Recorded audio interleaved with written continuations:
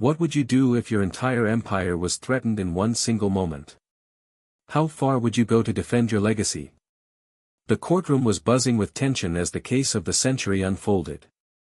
In one corner, a billionaire genius with a reputation larger than life itself. In the other, a judge known for her sharp intellect and unwavering commitment to justice. The stakes? Unimaginable. Elon Musk, the man behind Tesla, SpaceX, and countless other ventures that had shaped the future of technology, found himself in an unfamiliar position, in the hot seat. Elon Musk, usually a man of iron will, sat stiffly in his chair, his gaze fixed ahead as the court proceedings continued. His usually confident posture seemed weighed down by something he couldn't quite shake. Perhaps it was the overwhelming magnitude of the case against him. Perhaps it was the sense that, for once, the world wasn't on his side. For a man who had lived through controversies, lawsuits, and public scrutiny, this felt different. This felt like it could be the end. The judge, Elizabeth Warren, was a woman with a reputation that preceded her. Known for her no-nonsense approach and her ability to tear apart even the most powerful figures with a few sharp words, Judge Warren had built a career on upholding the truth, no matter the consequences. She had never been one to back down, not even in the face of the richest and most influential individuals. And today, her target was none other than Musk himself. The trial had started several days ago, and already, the courtroom had become a battleground. Musk's defense team had come out swinging, eager to protect their client and his empire. They painted a picture of a misunderstood genius, a visionary who had single-handedly revolutionized industries. But Judge Warren wasn't buying it.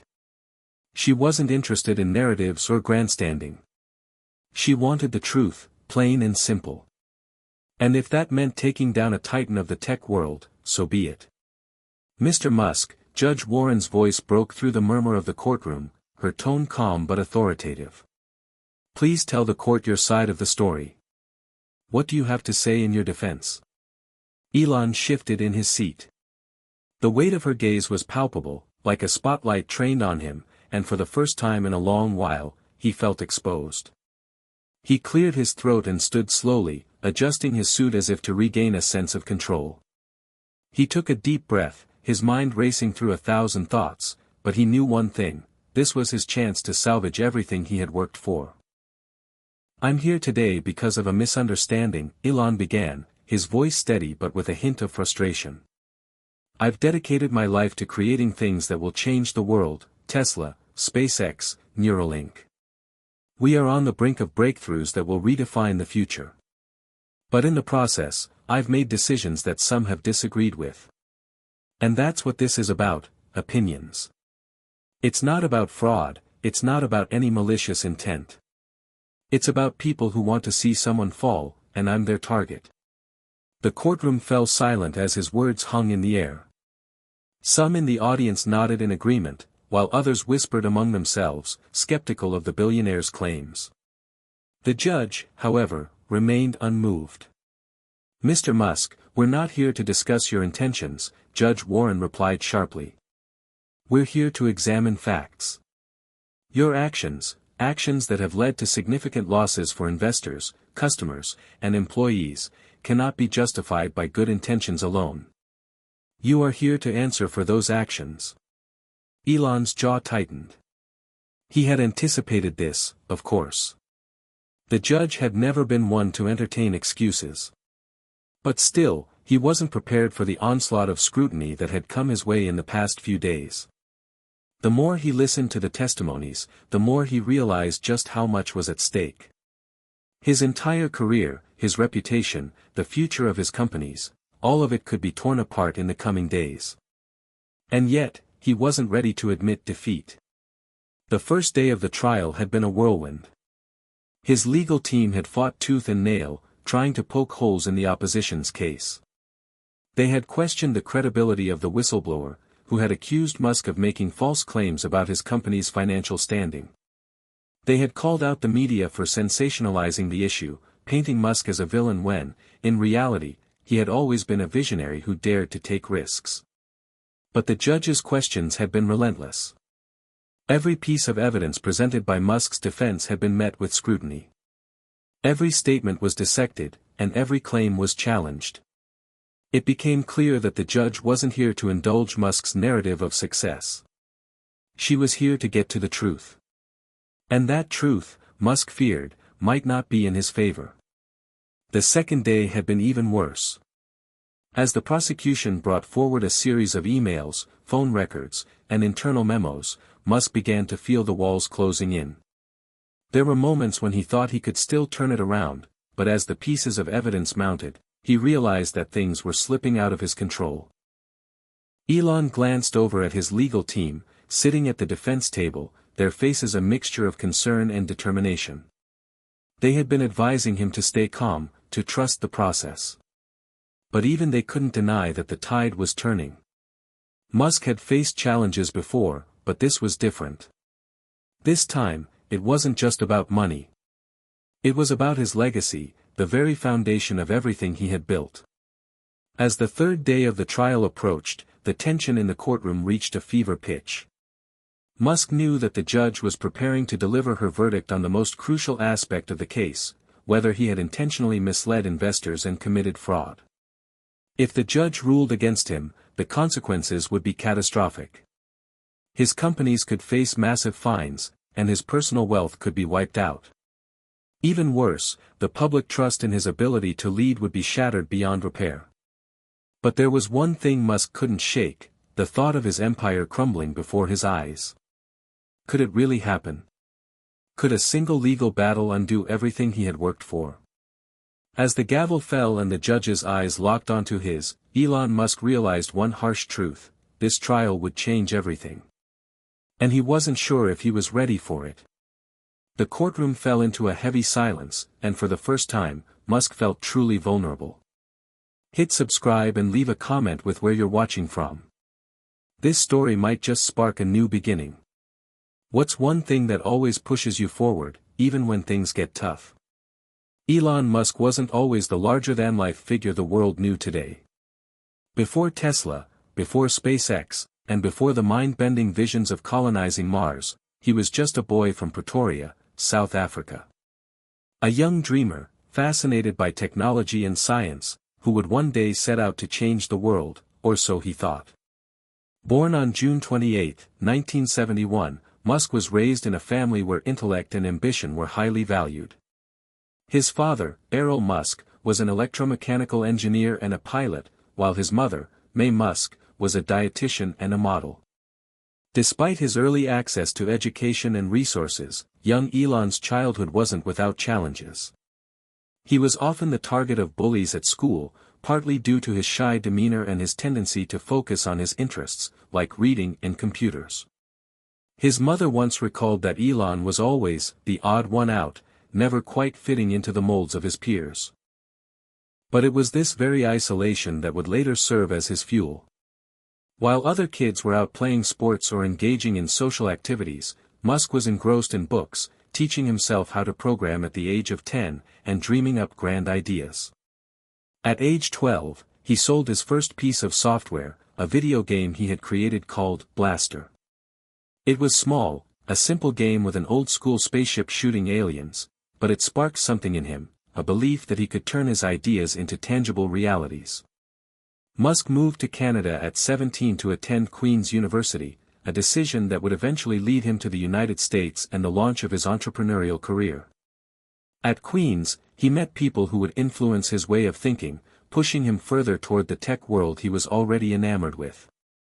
Yet, Musk was always focused on more than just creating the next great product. He was determined to build something that would outlast him, something that would leave a lasting legacy. It wasn't just about business for Musk, it was about making a dent in the universe. After transferring to the University of Pennsylvania, Elon earned degrees in both economics and physics. His decision to pursue physics wasn't just about the subject itself, it reflected his need to understand the fundamental forces of the universe. At Penn, Musk quickly became known for his unconventional approach to thinking, his relentless drive, and his willingness to challenge the status quo. By the time Musk launched his first major venture, Zip2, a software company that provided business directories and maps for newspapers, he had already started shaping the core elements of his personality: relentless, visionary, and laser-focused on the future. Zip2 wasn't a home run immediately, but Musk saw it as a stepping stone. In 1999, Compaq acquired Zip2 for nearly $300 million, and Musk's first taste of success turned him into an entrepreneurial force to be reckoned with. Musk didn't sit on his newfound wealth. Instead, he plunged it into his next big idea, X.com, which would later become PayPal. X.com was meant to revolutionize the financial sector by creating an online payment platform. It wasn't just about making money, it was about reshaping the way the world did business. PayPal, as it became known after a merger, took off quickly. When eBay acquired PayPal in 2002 for $1.5 billion, Musk received $165 million, but again, he didn't stop there. His vision was always bigger than financial success. It was after PayPal that Musk truly began to take the kinds of risks that would make him a household name.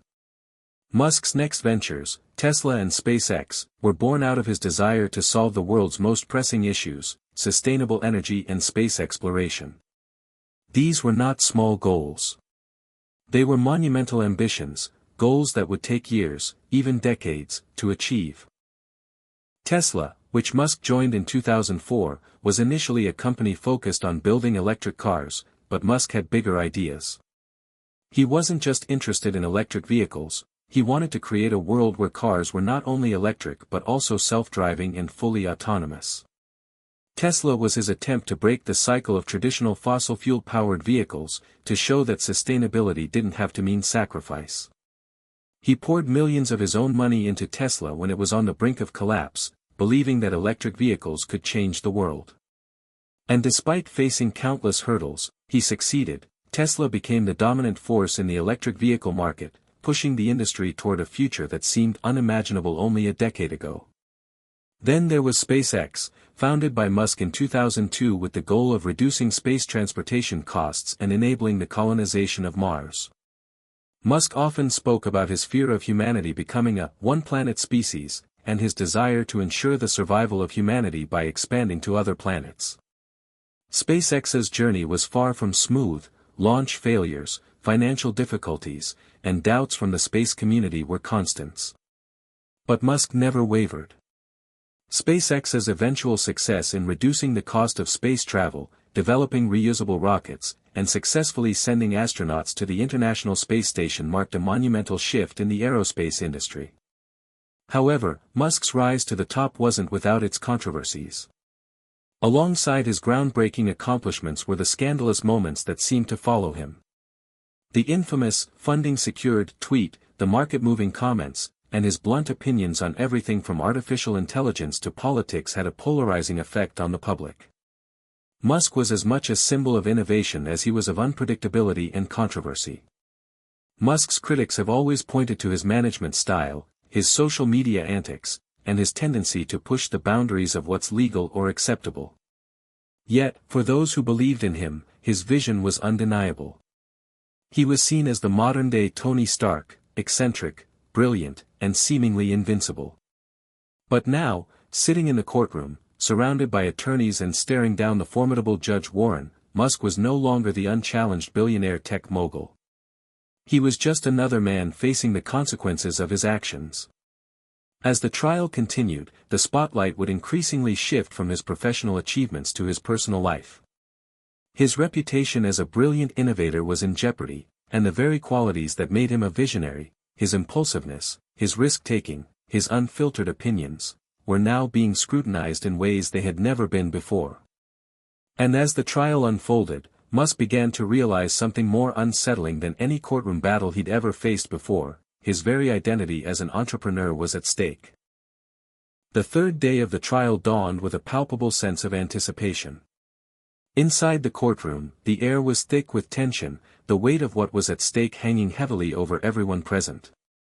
The stakes had never been higher, not just for Elon Musk, but for the very future of his companies, his public image, and perhaps even the direction of technology in the years to come. Elon sat at the defense table, his mind swirling with conflicting thoughts. He had weathered controversies before, public feuds, Twitter scandals, critical reports, but nothing compared to the current storm. This wasn't about a few tweets or a bad PR moment, this was about his entire legacy. The accusations now leveled against him were far more serious. Fraud. Deception. Manipulation. The words echoed in his mind, their weight growing heavier by the hour. Elon's legal team had been working tirelessly, but even they were beginning to feel the strain. Despite their best efforts, the prosecution had been landing blow after blow, presenting evidence and testimonies that painted Musk as a man who had repeatedly put his financial gain ahead of his investors' and employees' interests. In the last few days, they had called forward a parade of witnesses. The first was a former Tesla executive who described a meeting where Musk allegedly insisted on making false statements about the company's financial health to drive up its stock price. Another witness, an insider from SpaceX, testified that Musk had allegedly misled investors about the company's readiness to achieve certain milestones. And then there were the emails.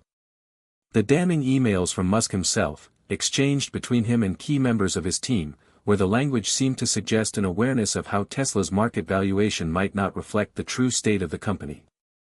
These emails had sent a shockwave through the courtroom, as the prosecution argued that Musk had misled both the public and the investors in ways that were not only unethical but illegal. Elon was no stranger to controversy, but this was different. This was personal. The accusations were not just about business practices, they were about his integrity, about the very person he believed himself to be. Every word the prosecution uttered felt like an attack on his character, and he was beginning to wonder if there was any way to regain control of the narrative. Then came the testimony that turned the tide in an unexpected direction. The prosecution called forward a former financial analyst from a major investment firm. This witness had worked closely with Tesla for years, advising on its stock performance. His testimony was a game changer. The analyst described in detail how Musk's public statements and social media presence had been used to manipulate Tesla's stock. He explained how the funding-secured tweet, the one that had caused such a stir in 2018, had led to wild fluctuations in the stock price, resulting in massive gains for some investors while causing others to suffer devastating losses. The analyst claimed that Musk's tweet was not only misleading but that it was a deliberate attempt to mislead the public and investors for his own benefit. Elon felt his stomach twist as the words rang in his ears. He had made that tweet in a moment of frustration, not realizing the ripple effect it would cause. He had never intended to deceive anyone.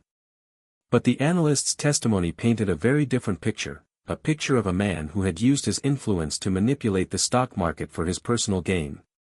The prosecution pressed forward with their argument. They painted a picture of Musk as a man who had always pushed the boundaries, not just of technology but of ethics and legality. A man who had consistently placed his own desires and ambitions above the well-being of others. The courtroom seemed to turn against him as the accusations piled up, each one more damaging than the last. Elon's defense team fought back valiantly, but the damage was done.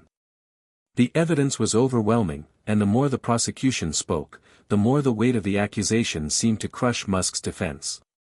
His words, once powerful and confident, began to lose their strength. The very thing he had built his empire on, his reputation as a brilliant, unconventional genius, was being torn apart piece by piece. The media outside the courtroom was feeding the fire. Headlines screamed, Musk's empire built on lies, Tesla's CEO accused of fraudulent behavior, the man who would be king of Mars, a fraud. The public was eating it up, as they always did. For every person who stood by Musk, there were 10 more who were quick to call him a liar, a charlatan, and a fraud. It was the perfect storm, a man who had once been a hero to so many, now facing the very real possibility of falling from grace. But the most unsettling part of the trial wasn't the mounting evidence or the biting questions from the prosecution. It was the fact that Musk had no one to turn to. His closest allies, his friends, his colleagues, were all too busy protecting their own interests to help him. Even the people who had once believed in his vision now seemed hesitant, unsure of what to make of the accusations. It was a bitter realization, the empire he had worked so hard to build might not be as indestructible as he had once thought. Elon felt a wave of frustration rise within him. How could he have let it come to this? He had always prided himself on his ability to think beyond the ordinary, to see what others couldn't. But now, it felt like the walls were closing in. The court was relentless, and the public was unforgiving. The very thing that had made him a legend, his willingness to take risks, to push boundaries, was now the very thing that could bring him down. As the day came to a close, Musk sat silently, his thoughts a swirl of regret, frustration, and uncertainty. The trial wasn't over yet, but it was becoming clearer by the minute that the outcome might not be in his favor. He had built his empire from the ground up, but now, it seemed like all of it was teetering on the edge of a precipice. One misstep, one bad decision, and it could all come crashing down. The courtroom cleared, and Elon stood slowly, his legs stiff from hours of sitting. His defense team gathered around him, whispering words of encouragement, but they were hollow, empty promises. The damage had been done. The public's perception of him had shifted, and no amount of legal jargon or eloquent speeches could undo what had already been set in motion. As Elon walked out of the courtroom, he couldn't shake the feeling that he was walking away from more than just a legal battle. He was walking away from the man he had once believed himself to be, a man who could conquer anything, who could change the world. And now, he wasn't so sure if he could even save himself. The next few days felt like a blur for Elon Musk. Every moment was consumed by the trial, by the relentless pursuit of answers, by the mounting pressure to prove his innocence. Outside the courtroom, he could feel the weight of the world pressing down on him. Media outlets were covering the trial incessantly, speculating about his future, his empire, his credibility. The public's eye was unwavering, and every misstep seemed to fuel their disdain. But Musk wasn't the type to back down easily. In the face of overwhelming odds, he had always thrived, and this time would be no different. If he had learned one thing in his career, it was that challenges were inevitable, but what defined you was how you faced them. The courtroom was quiet as the proceedings began on the fourth day. Elon sat in his usual place, his mind racing with strategies and counterarguments. His legal team had been doing their best to dismantle the prosecution's case, but it wasn't enough. The courtroom, once a place of strategic victory and sharp wit, now felt like an unfamiliar battlefield. As the day's session opened, Judge Warren addressed the room, signaling that today would mark a turning point. She had seen enough of the evidence, heard the testimonies, and now it was time for the defense to present their case.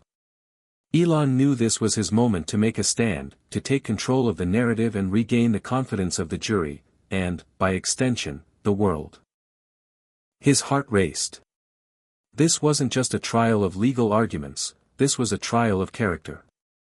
Musk had to prove not only his innocence but also the core of who he was, the visionary, the man who dreamed of changing the world, the man who wanted to take humanity to the stars.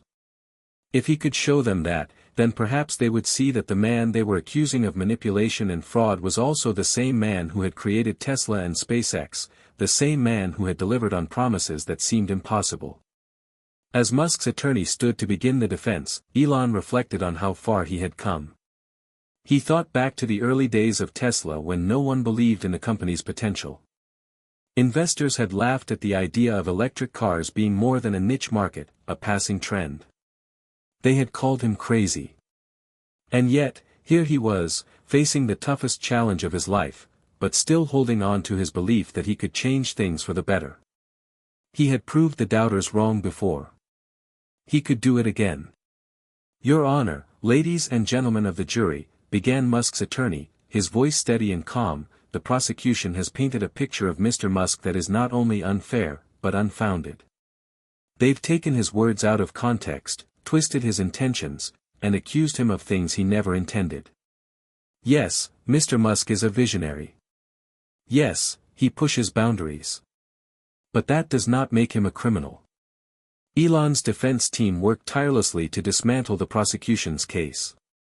They pointed out the lack of direct evidence tying Musk to any intentional wrongdoing, emphasizing his history of transparency, innovation, and success. They highlighted his commitment to his companies and employees, showing how he had poured his own money into Tesla and SpaceX during their darkest days. However, it was the personal testimony from Musk himself that would become the turning point of the trial. When Elon stood to take the stand, the room fell into a tense silence. This was it, the moment that could define everything. Musk had faced high-pressure situations before, but this was different. This was a battle for his very reputation. Every word, every gesture, every look was being scrutinized. He could feel the eyes of the world on him. Elon took a deep breath and began to speak, his voice steady but filled with emotion.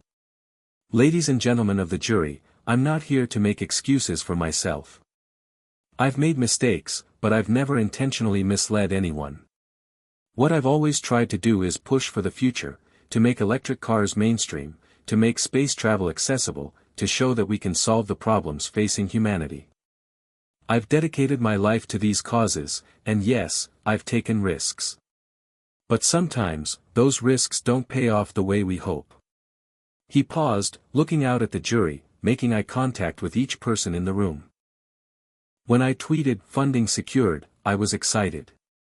I believed in what we were doing. But I never intended to mislead anyone. The last thing I ever wanted was for people to get hurt. The last thing I ever wanted was for anyone to think I was dishonest." Musk's words were measured but raw. He spoke of his love for innovation, his commitment to sustainability, and his desire to leave a lasting legacy.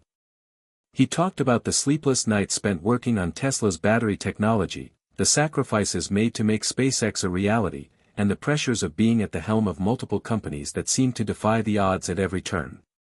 He acknowledged his shortcomings, but he also made it clear that his goal had always been to create something bigger than himself. Musk wasn't perfect, but he had never set out to deceive anyone. The truth, he argued, was that he had always believed in his own vision, and sometimes, his boldness had led him to speak too hastily. "I am not a perfect person," Musk continued, "but I've always been transparent about my vision. I've always shared my dreams with the world. And yes, sometimes, that means making decisions that others might not understand or agree with. But that's what innovation is. That's what leadership is. It's about pushing forward, even when the path ahead is uncertain." For the first time in the trial, the courtroom seemed to lean in, as if they were beginning to see Musk not as a villain, but as a man who was trying, however imperfectly, to change the world. His words weren't just about defense, they were a plea for understanding. But just as the jury seemed to soften, the prosecution jumped in with their cross-examination. "Mr. Musk," the prosecutor began, his voice sharp and direct, "you claim that you never intended to mislead anyone. But you've made public statements about Tesla's financial health, statements that were later proven to be false. You've made promises that you couldn't keep. How can you expect anyone to believe that you didn't intend to mislead the public, the investors, and the entire world?" Musk's face tightened, but he held his ground. "I didn't always have the answers. No one does. But the intention behind my words has always been to keep moving forward, even when things were uncertain. If there was ever a misunderstanding, I'm sorry. But that was never my intention." The tension in the courtroom reached a breaking point. Musk had said what he needed to say. The jury had heard it all. Now, all they had to do was decide whether his intentions mattered more than the perception of his actions. As the session adjourned for the day, Elon stood outside the courtroom, looking out the window at the darkening sky. For the first time in days, he allowed himself a breath. He had said his piece. Now, it was out of his hands. But deep down, he knew that this was only the beginning of the most critical journey of his life. No matter the outcome of the trial, he would need to fight harder than ever to reclaim his place in history. The day of reckoning had arrived.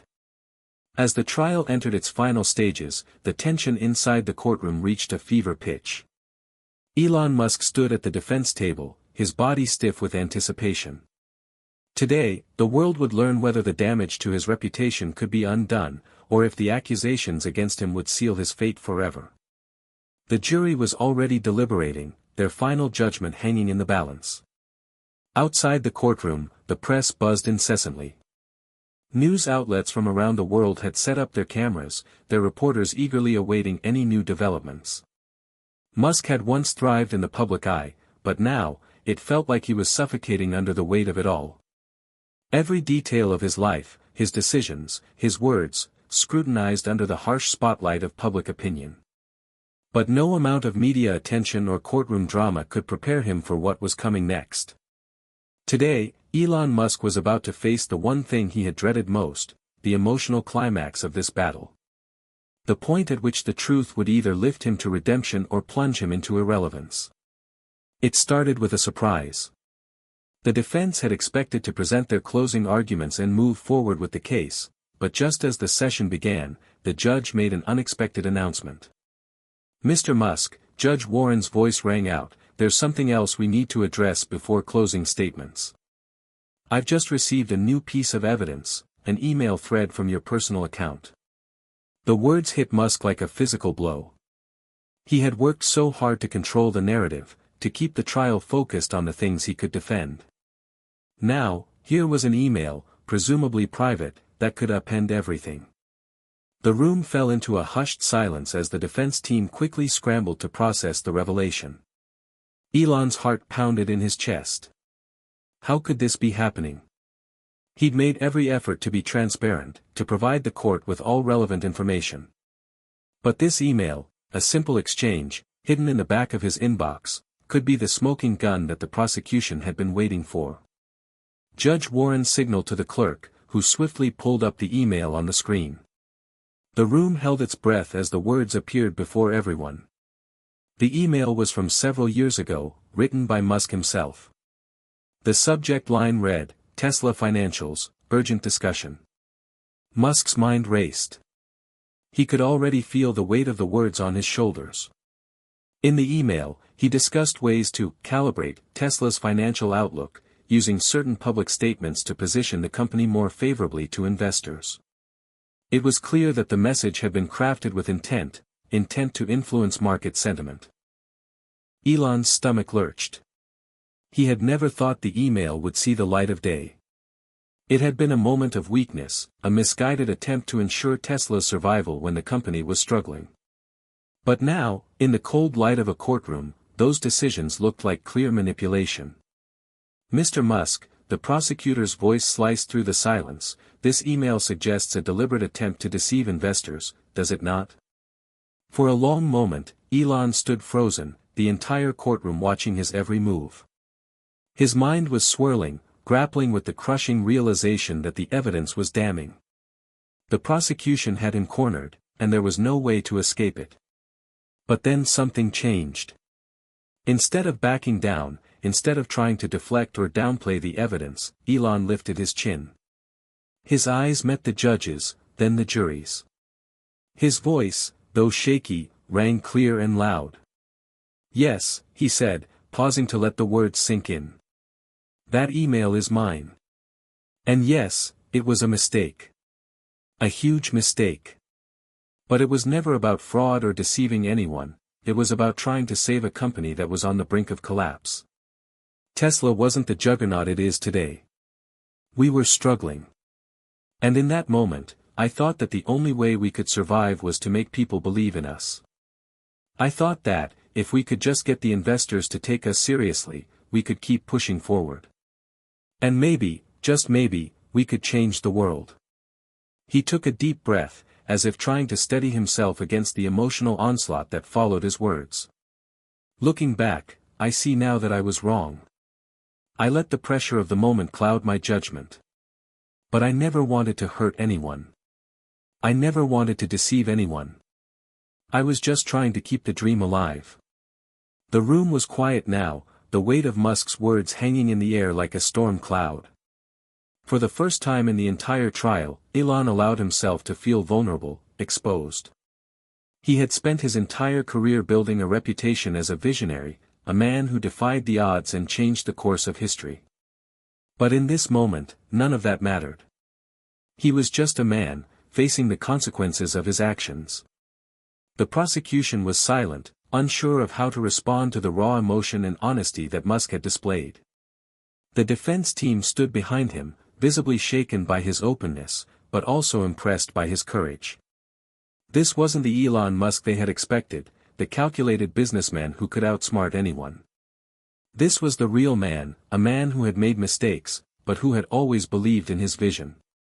Judge Warren sat back in her chair, her expression unreadable. She had heard many testimonies over the past few weeks, but none had moved her like this. Elon Musk had laid bare his soul before the court, and now the jury had to decide what that meant. As the session ended for the day, the weight of the trial still hung over Elon, but something inside him had shifted. He wasn't just fighting to save his career or his companies anymore. He was fighting for his integrity, for the chance to prove that even in the face of failure, there was something worth believing in. Walking out of the courtroom, Elon felt a strange sense of peace, despite the uncertainty that still loomed over him. He had given everything. Now, all he could do was wait. The final day of the trial had arrived, and the tension in the courtroom was almost unbearable. The air was thick with anticipation as Elon Musk sat at the defense table, his hands clenched tightly in his lap. His heart pounded in his chest, his thoughts a swirl of conflicting emotions. He had done everything he could to prove his innocence, to show the world that his intentions had never been malicious. But now, it was up to the jury to decide his fate. As the judge called the court to order, Elon's thoughts drifted back to the beginning of the trial. Back when this whole ordeal had started, he had never imagined it would come to this. He had been confident, almost arrogant in his belief that the truth would prevail, that his legacy would be enough to shield him from any accusation. But as the days had gone on, as the evidence had mounted and the pressure had grown, he realized something important. It wasn't just about proving he was right. It wasn't just about defending himself. It was about something deeper, something that had been the driving force behind everything he had done. His vision for the future. His belief that he could change the world. Musk had always been a man who thrived on challenges. He had built Tesla from the ground up, he had sent rockets to space, and he had pushed the boundaries of what was possible. He had never been afraid to fail, because failure, to him, was simply another step toward success. But this trial was different. This was about his character, his integrity. This was a fight for the very soul of who he was. Judge Warren cleared her throat, signaling that the jury was ready to deliver their verdict. Elon's heart skipped a beat. His mind raced, wondering what the next few moments would bring.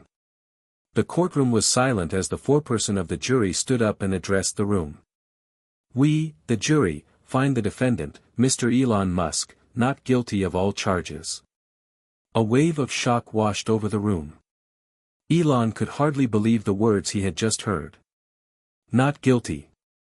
The weight that had been pressing down on him for so long suddenly lifted, and he felt a strange sense of relief, mixed with disbelief. He had won. The jury had believed him. But even as the words sank in, Elon couldn't help but reflect on everything that had brought him here. The trial had been grueling, emotionally draining, and yet, in many ways, it had been a turning point for him. It had forced him to confront the darker side of his ambitions, to face the mistakes he had made and the consequences of his actions. He had always prided himself on his ability to innovate, to push the boundaries of what was possible. But now, he realized, there were limits. There were things that he couldn't control, no matter how hard he tried. As the courtroom erupted in applause, Elon sat still, his mind racing. He had been given a second chance. But what would he do with it? The pressure of the past few weeks had forced him to reflect on his life, his work, and his relationships. It had made him question the things he valued most and the ways in which he had built his empire. Elon thought of his children, who had been a constant source of strength throughout this ordeal. He thought of the people who had worked with him, the employees who had believed in his vision and sacrificed so much to make Tesla and SpaceX what they were today. He thought of the investors who had trusted him, the fans who had supported him, and the critics who had doubted him. And in that moment, he realized that the victory wasn't just about winning the trial. It was about the people who had stood by him, the ones who had believed in him, even when things were tough. As he stood up to leave the courtroom, Elon made a vow to himself. This trial had changed him. It had forced him to look at his life with a new perspective. And he was determined to be a better person, a better leader. He was determined to use the lessons he had learned to build something even greater, something that could withstand not just the pressures of the world, but the weight of his own mistakes. Walking out of the courthouse, Elon paused for a moment to look up at the sky. It was a clear, bright day, and for the first time in a long while, he felt a sense of peace. He had made it through the storm, but the journey wasn't over. There was still so much left to do. The future was still uncertain, but for the first time in a long time, he was ready to face it head-on. He knew that the road ahead wouldn't be easy. There would always be obstacles, always be people who doubted him. But now, he understood something crucial. The greatest victories weren't the ones that came easily. The greatest victories were the ones that came after you had been knocked down, after you had been tested in ways you never thought possible. And so, as Elon Musk stepped into the next chapter of his life, he did so with a renewed sense of purpose. The courtroom battle was over, but the fight to change the world was just beginning. The aftermath of the trial left Elon Musk with a strange mix of emotions. He had been declared not guilty, but the relief was fleeting. The battle he had just fought was more than a legal struggle, it had been a battle for his soul, for his vision, for his very place in history. He had won the legal war, but the larger war, one that would define his legacy, was just beginning. Elon's mind was consumed with the future. It wasn't just about Tesla or SpaceX anymore, though both companies were still close to his heart. It was about something bigger. The trial had forced him to question everything he had ever worked for, to examine not only his ambitions but the way he had gone about pursuing them. Over the next few weeks, Elon tried to regain his balance. He took a step back from the public eye, retreating to his homes in California and Texas. His routine had always been chaotic, but now, it felt as if time had slowed down, giving him the opportunity to reflect on the lessons he had learned and the man he had become. In his quiet moments, he found himself thinking about his family. His children, who had been there for him when no one else was, had seen him at his worst, and yet they still loved him unconditionally. The trial had taken its toll on his personal life, but it had also reminded him of what truly mattered. The things that had seemed important, the headlines, the investments, the milestones, faded into the background when compared to the faces of those who depended on him. He thought about the long hours he had spent away from them, the sacrifices he had made in the name of progress. The world had always come first, but now he began to wonder whether he had gotten things out of order. Was the cost of his success too high? Was it worth it to sacrifice everything for the sake of an idea? But those questions were complicated, and answers weren't easy to find. The fire inside him still burned. He had dreams to chase, goals to achieve, a vision of a future that, in his heart, he believed was worth the struggle. But now, he had a new perspective, a more balanced approach. Elon was standing in the center of a new chapter of his life. He could feel the winds of change stirring. He knew that the trial was just one of many hurdles he would face in his quest to reshape the future. But what had become clear was that the world was watching him, not just as a businessman, but as a symbol of something greater. It wasn't enough anymore to simply build companies or revolutionize industries. Elon had to show the world that he had learned from his mistakes, that he was more than the sum of his accomplishments and controversies. He had to prove that, despite everything that had happened, his vision was still worth believing in. One afternoon, as he sat alone on the patio of his private home, overlooking the vast Texas landscape, he received a call that would change everything. It was a voice from the past, someone he hadn't spoken to in years. "Elon," the voice on the other end said, "it's time to talk about the future. Are you ready to take things to the next level?" It was a familiar voice. A colleague from the early days of Tesla. Someone who had always believed in Elon's potential, someone who had seen his vision before the rest of the world had. Elon's pulse quickened. He had been preparing for this moment, whether he had realized it or not. His response was immediate. "I'm listening." The conversation that followed was filled with excitement, promise, and bold ideas. They discussed a new venture, a collaboration that would combine technology, sustainability, and space exploration in ways that no one had ever imagined. It wasn't just about creating a new product or service. It was about reshaping the very fabric of the future, about pushing humanity to new heights, both literally and figuratively. But this time, there would be a difference. Elon had learned that innovation couldn't be achieved in a vacuum. It couldn't be driven solely by ambition or raw talent.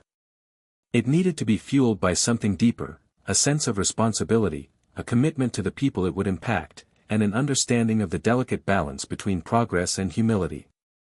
In the weeks that followed, Elon began to assemble a new team, one that wasn't just made up of brilliant engineers and entrepreneurs, but also thinkers, philosophers, and environmentalists, people who understood the greater implications of the work they were doing.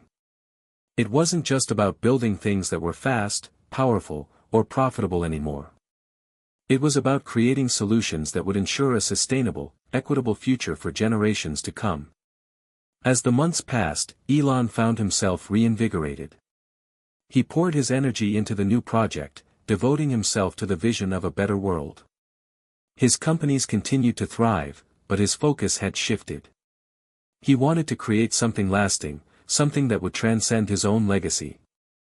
It wasn't about proving the world wrong anymore, it was about proving that he could be part of something greater than himself. The media, which had once been relentless in their pursuit of his downfall, began to shift their tone. The narrative was changing. The world was starting to see Elon Musk for what he truly was, a man who had made mistakes, but one who was determined to learn from them and continue fighting for a brighter future. The critics began to fade, replaced by supporters who admired his resilience, his vision, and his willingness to take responsibility. In the end, Elon Musk realized that the greatest victory wasn't the one achieved in a courtroom, or even in the boardroom. It was the victory of learning, of growing, of becoming a better version of yourself. And while the future was always uncertain, he felt more prepared than ever to face it head-on. The winds of change had come, and they had carried him forward, not just as a businessman, but as a man with a renewed sense of purpose. And this time, he was determined to get it right. It had been several months since the trial, and Elon Musk was beginning to feel the shift he had hoped for. The public perception, which had once been clouded with skepticism and harsh judgment, was gradually starting to change. The media, once eager to tear him down, now seemed to acknowledge that there was more to Elon than the courtroom drama, the tweets, and the controversies. He was being recognized for his successes, not just the ones that had earned him fame, but also those that had the potential to alter the course of history. Elon was busy with his usual work. Tesla was thriving, and SpaceX had taken another step toward its ultimate goal, colonizing Mars. But beyond the mechanics of running his companies, Elon found himself increasingly drawn to a deeper mission. He was no longer just building electric cars or rockets, he was shaping a vision that could fundamentally alter the future of humanity. This new phase in his life wasn't about proving the world wrong. It was about proving that he had learned from his mistakes and was capable of making a meaningful impact, not just in technology, but in the broader world. He had spent so much of his career pushing boundaries, taking risks, and living on the edge of failure. Now, he was thinking more carefully about the risks he took, not just for himself or for his companies, but for the planet, for future generations. One evening, as he walked through the Tesla factory in Fremont, California, Elon paused in front of a wall that displayed a large, bold slogan, "The future is sustainable." It was a phrase that had become more than just marketing, it had become his mantra. He had always believed in pushing the limits of technology, but now he saw the importance of integrating sustainability into every aspect of innovation. From electric cars to solar energy to artificial intelligence, everything had to be part of a larger, more sustainable ecosystem. As the factory buzzed around him, Elon couldn't help but reflect on how far he had come. The struggle in the courtroom had been the catalyst for a shift in his thinking, but it had also been a painful reminder of just how fragile his empire could be. He couldn't take anything for granted anymore. He couldn't afford to lose sight of the big picture. His phone buzzed, breaking his thoughts. He glanced down and saw a message from his team at SpaceX. Elon, we need to talk. There's something big we need to address. Curious, he quickly dialed the number and was connected to his lead engineer, Sarah. Elon, we've hit a huge milestone, Sarah said, her voice filled with excitement. The Mars mission is closer than we ever thought possible. We've got the next test flight scheduled, and everything's aligned. We're on track for the first crewed mission. Elon felt a spark of excitement rise within him. Mars. It had always been the goal, the endgame, the ultimate challenge. And now, it was finally within reach. That's incredible, he said, his voice steady but filled with emotion. What do we need to do to make it happen? We need your final approval, Sarah replied. We've made some tweaks to the technology, and we're confident that this test will set us up for a successful mission. But we need your go-ahead. Elon paused, his mind racing. It wasn't just about getting to Mars anymore, it was about ensuring that humanity's future on Mars was sustainable. He had always been driven by the idea of interplanetary colonization, but now, with the lessons he had learned from the trial and from his own personal growth, he realized how important it was to approach this with caution. Mars wasn't just a new frontier, it was a new home for the human race, and that came with an enormous responsibility. I'll sign off, he said after a moment. But I want us to take a long, hard look at the sustainability of the mission. This isn't just about getting there. It's about making sure we can survive there, and thrive there. We need to make sure we're not repeating the mistakes of the past. Sarah chuckled softly. Understood, Elon. We've got it covered. We'll make sure the mission reflects your vision. As he hung up the phone, Elon felt a renewed sense of purpose.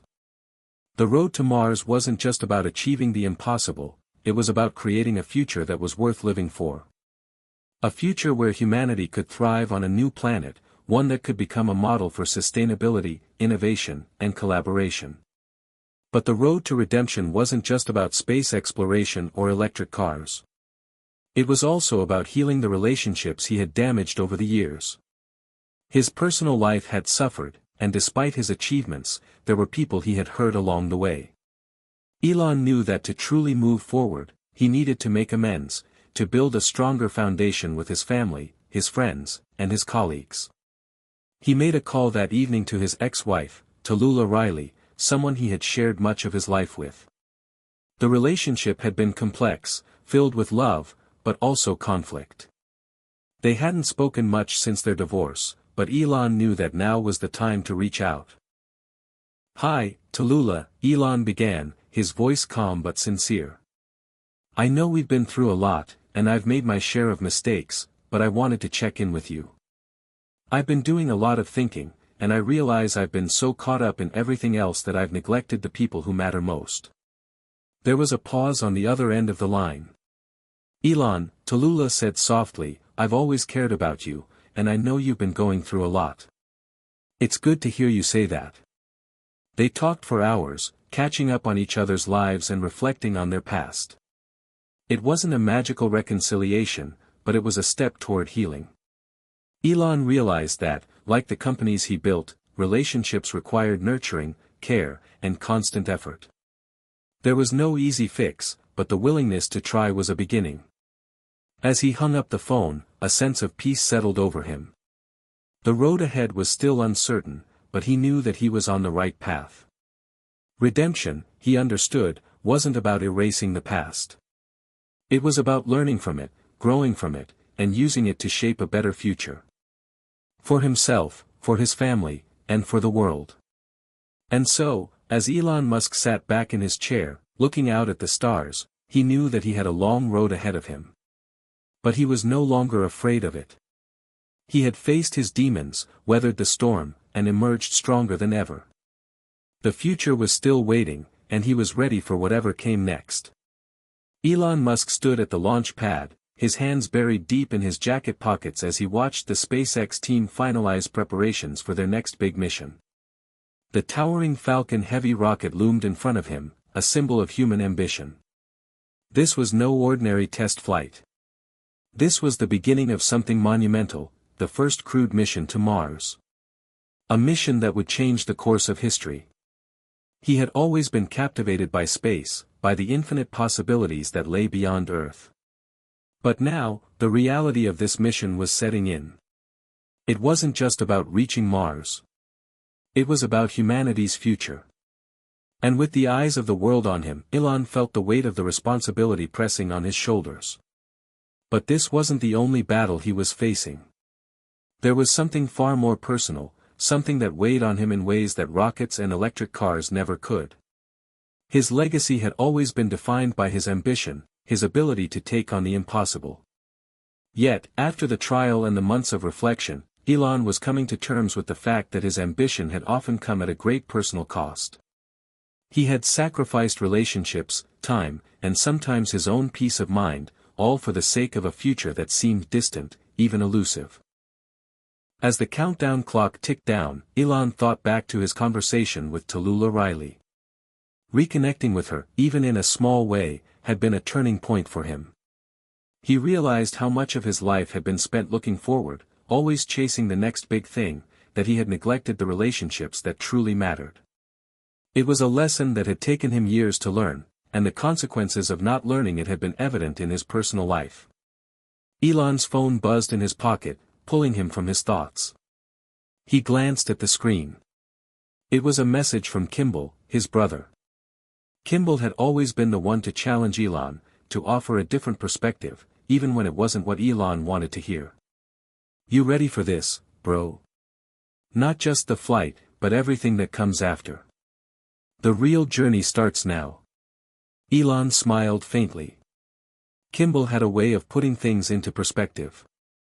It wasn't just about getting to Mars or making the next billion-dollar deal.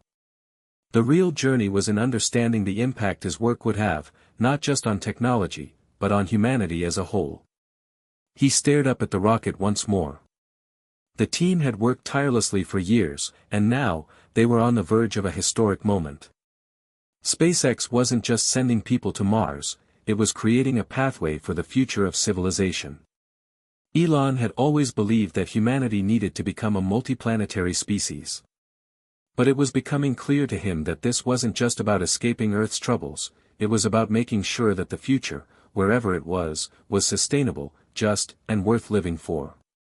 Elon adjusted his jacket as a familiar figure walked up to him. Sarah, the lead engineer at SpaceX, was ready to give him the final briefing before the mission. She had been with him through every step of the process, from the early days of SpaceX to the most recent breakthroughs. "Elon, everything's ready," Sarah said, her voice calm but full of excitement. "We've triple-checked everything, and we're on track for the launch window. It's time." Elon nodded, taking a deep breath. "And the team? Everyone's prepared?" "They're more than prepared," Sarah reassured him. "They're ready for this moment. And so are you." He appreciated her confidence. But even with all the preparation, the reality of the mission was still daunting. This wasn't just about launching a rocket, it was about launching the future of humanity. Every decision, every move he made, would ripple through generations to come. As they made their way toward the mission control room, Elon couldn't help but feel a strange sense of calm. He had done the hard work. The trial, the personal reflections, the decisions he had made about his future, it had all led to this moment. He was no longer just a man chasing success. He was a man who had learned from his past, who was committed to doing better, to not just pushing the boundaries of innovation but to ensuring that those boundaries were aligned with values of responsibility and sustainability. He had his family in mind. His children, who were growing up in a world that was drastically changing. He had the future of the planet in mind.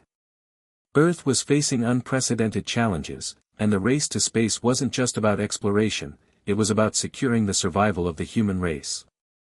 Elon was determined to leave a world that was better than the one he inherited. As the final checks were completed, Elon took a seat in the control room, watching the team prepare for launch. His mind was filled with a mix of emotions, pride, anticipation, and a sense of duty. He knew that he couldn't do this alone. The success of this mission depended on every person in that room, every scientist, every engineer, every astronaut who had committed themselves to this cause. They were all part of something much bigger than any one individual. They were part of the future of humanity. The countdown began. 10. 9. 8. As the numbers ticked down, Elon felt a sense of awe. This was it. The culmination of years of hard work, setbacks, and triumphs. But more than that, it was the culmination of everything he had learned about the importance of collaboration, humility, and responsibility. 3. 2. 1. The rocket roared to life, lifting off from the ground with a tremendous force. Elon felt the rumble in his chest as the Falcon Heavy soared toward the heavens, the bright lights of the launch pad fading into the distance. He stood there for a moment, watching the rocket disappear into the sky. This was a new beginning. Not just for him, but for humanity. As the rocket continued its ascent, Elon felt a sense of peace wash over him. The road to redemption was long, and the journey was far from over. But for the first time in a long while, he felt ready for whatever came next. He wasn't just changing the world with rockets and cars. He was changing himself. And that, he realized, was the most important change of all. The mission was a resounding success.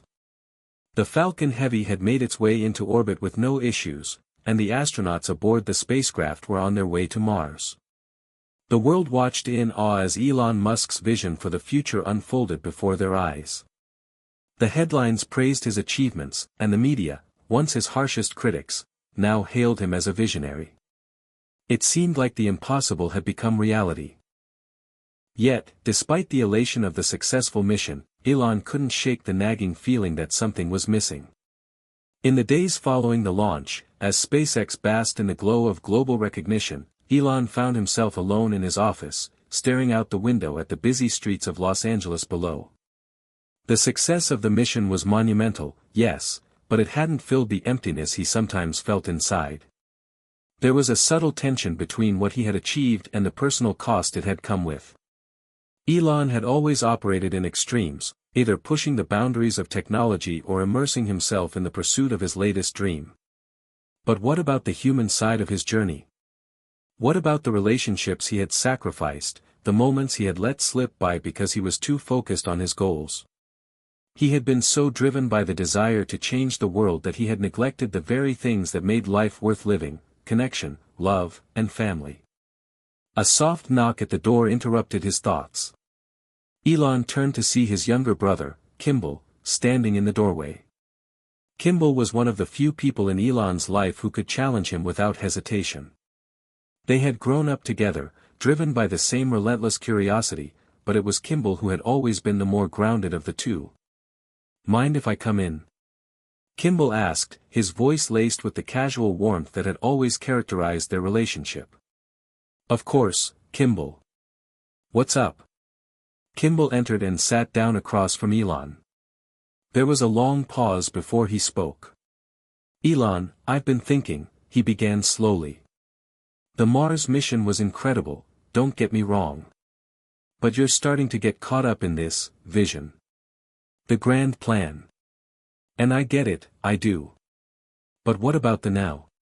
What about your life, the people around you?" Elon stiffened, caught off guard by the directness of the question.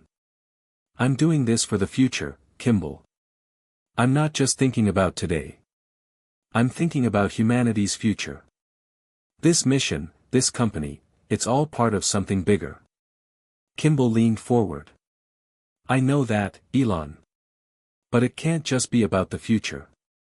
You're here now, and you can't keep putting everything else on hold for a vision that might take decades to fully come to fruition. Have you thought about what you've lost along the way?" Elon felt the familiar tightness in his chest as the words sunk in. Kimball was right, in a way. He had always viewed the future as the ultimate goal, the end game. But perhaps, in his single-minded pursuit of a grand vision, he had allowed the present to slip away. "Are you saying that I should just stop? That I should give up on all this?" Elon's voice was quiet, but there was a hint of defensiveness in it. "No," Kimball said softly. "What I'm saying is that you need to find a balance. This is about more than just changing the world. It's about living in the world, too." Elon didn't respond immediately. He turned back to the window, his mind racing. Kimball's words had hit home in a way he wasn't prepared for. He had always believed that his work, his legacy, would define his life. But now, for the first time, he wondered whether there was more to life than just the work. It was hard to imagine slowing down. It had always been the hustle, the grind, that had propelled him forward. But as he sat there, in the silence of his office, the weight of Kimball's words lingered in the air. Was this really the life he wanted? A life of isolation, where his ambitions defined his every move. Elon thought about his children. Xaea, 12, his son with singer Grimes, was growing up fast. He had missed so many moments in his life. Was it possible to truly change the world and still be present for the people he loved? "Elon," Kimball's voice interrupted his thoughts, "I'm not saying you need to quit or slow down. But you've got to start thinking about balance. Find the people you care about and be there for them, too. Otherwise, when you look back at everything, you might realize you've missed the most important things." Elon let out a long breath and turned back to Kimball. His brother had a point. It wasn't just about changing the world anymore. It was about living in the world, enjoying it, and being part of it in a way that went beyond rockets and electric cars. The journey to Mars was just one piece of a much larger puzzle. And maybe, just maybe, it was time for him to start focusing on the other pieces. "I've been thinking a lot about that, Kimball," Elon said quietly. "Maybe you're right. Maybe I've been so focused on the mission that I've forgotten to live the life I'm building here, on Earth." Kimball smiled, his eyes softening. It's never too late to start. The conversation with Kimball lingered in Elon's mind long after his brother had left. He knew that the work wasn't going to stop. The Mars mission would continue, SpaceX would grow, and Tesla would innovate. But there had to be more than just the work. There had to be room for the people who mattered, his family, his friends, and maybe even himself. He needed to learn how to balance the extraordinary ambition with the simple joys of life. That evening, as he sat with Grimes and their son, Elon felt something shift inside him. He wasn't just a man on a mission to change the world. He was a father, a partner, and a human being with emotions, dreams, and a desire for connection. For the first time in a long time, he allowed himself to simply be present, without worrying about what came next. For all his success, Elon had learned that no amount of innovation or progress could replace the human connections that made life worth living. The road to Mars was long and filled with uncertainty, but maybe the real journey had always been about learning to live with purpose, not just in the future, but in the present. Hit subscribe and leave a comment with where you're watching from. This story might just spark a new beginning. What's one thing that always pushes you forward, even when things get tough? The weeks following the Mars launch were a whirlwind of celebrations and accolades. The media buzzed with praise for SpaceX and Elon Musk's vision. It felt like a moment of vindication for everything he had worked toward. Yet, despite the outward success and recognition, there was a growing tension within him. Elon found himself grappling with an emotional paradox. His personal life, which had once been full of turbulence and sacrifice, was now starting to feel more isolated than ever. He had achieved something monumental, something that would ensure his place in history, but at what cost? The very thing that had driven him to the top, the pursuit of excellence, was also the thing that had kept him distanced from the people he loved. He sat in his office, staring at his phone screen, lost in thought. The text messages were pouring in from colleagues, friends, and family. Each one congratulated him, offering words of praise and admiration. But as the congratulatory messages piled up, a feeling of emptiness began to settle in. The recognition was fleeting. The success was tangible, but it didn't bring the fulfillment he had been searching for.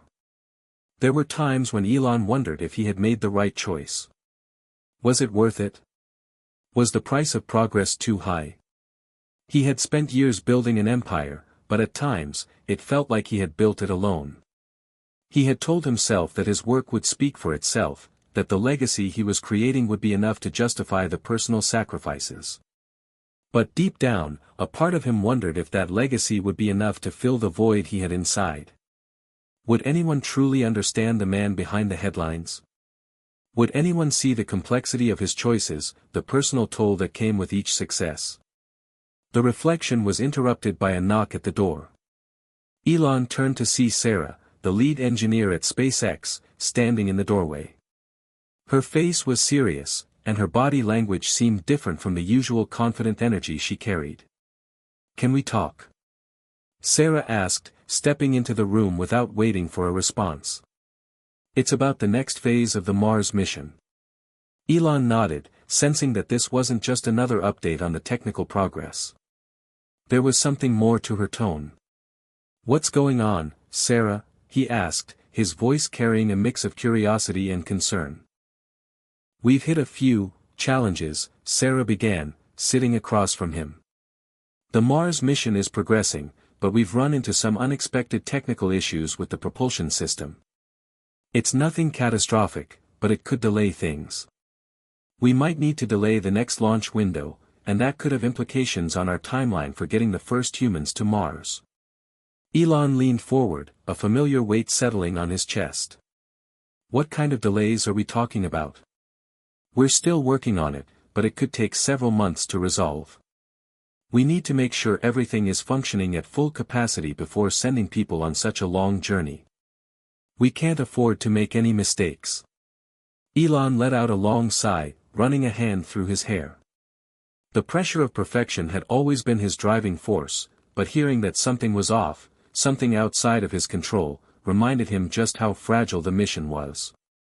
It wasn't just about sending rockets into space, it was about ensuring the survival of humanity, and every setback, no matter how small, seemed to hold the weight of the entire future on its shoulders. "Do we have the resources to solve this?" Elon asked. "We're on it," Sarah replied. "But we'll need more time. And I think we both know that time is something we don't have in abundance." Elon looked at her, trying to read her expression. Sarah wasn't the type to exaggerate. If she was worried, it was because the situation was serious. "All right. Do what you need to do. But keep me in the loop," he said, his voice tight. As Sarah left the room, Elon sat back in his chair, staring at the wall in front of him. The feeling of responsibility weighed on him more than ever. He wasn't just dealing with a setback on a space mission, he was dealing with the weight of human progress. The task before him seemed insurmountable at times, and for a moment, he wondered if he was pushing too hard, too fast. There was a certain pressure that came with being the public face of innovation, the symbol of a new era of space exploration and technology. But as the weeks passed, Elon began to realize that this pressure was slowly becoming more than he could bear. His ambition had taken him to incredible heights, but it had also left him isolated, with fewer people to turn to for guidance.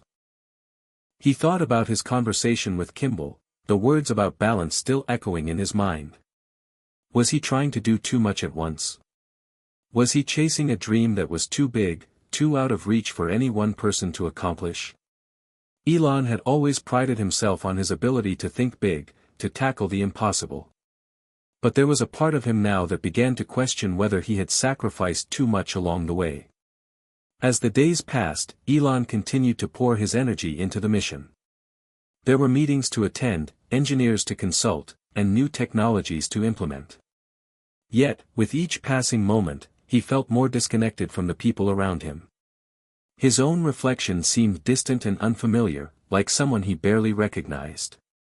At night, when the workday ended, he found himself alone in his spacious home, staring out at the city lights. His thoughts turned to his children, his family, the relationships that had slipped through his fingers. He wondered if they missed him as much as he missed them. Was it too late to rebuild those connections? For all the success in the world, Elon was beginning to realize that true fulfillment didn't come from the work. It came from the people you shared your life with, the moments you shared, the love and support that kept you grounded when everything else seemed to be falling apart. As Elon sat in silence, the realization hit him with full force. He had been so focused on his ambition, on the future, that he had neglected the present. The mission to Mars, the revolutionary technologies, they were all incredible. But they meant little if there was no one to share them with. He picked up his phone and typed a message to Grimes, his heart pounding as he sent it. "I miss you. Can we talk?" For the first time in a long time, Elon Musk was ready to face the consequences of his ambition, not just the technical challenges, but the emotional ones. The price of progress had been high, but maybe, just maybe, he could start to make amends. Elon's message to Grimes was met with an almost immediate response. His heart raced as he saw her name pop up on the screen. "Let's talk," the text read simply. Elon exhaled deeply. It had been weeks, too many weeks since their last real conversation. The space between them, which had once been filled with shared dreams and quiet moments, had been overtaken by the chaos of his work. It was a tension he hadn't realized had grown so thick until now. In a way, it felt like an apology was long overdue. He stood up from his desk, paced around the room for a moment, and then sat down again. He stared at his phone, almost afraid to call. It had always been easier for him to focus on the big picture, the global scale of his work, than to confront the quieter, more personal issues in his life. But now, as the enormity of his past decisions loomed over him, Elon knew that he couldn't keep avoiding it. With a deep breath, he dialed her number. The phone rang twice before Grimes answered. Her voice, though familiar, seemed distant. "Elon." There was a beat of silence, and for a moment, he wasn't sure what to say. It felt strange, like trying to find a piece of a puzzle that had been lost for too long. "I miss you, Grimes," he said quietly, the words feeling heavy on his tongue. "I know I've been absent. And I'm sorry." Grimes didn't respond immediately, and for a brief second, Elon thought she might hang up. But then she spoke softly, almost like she was choosing her words carefully.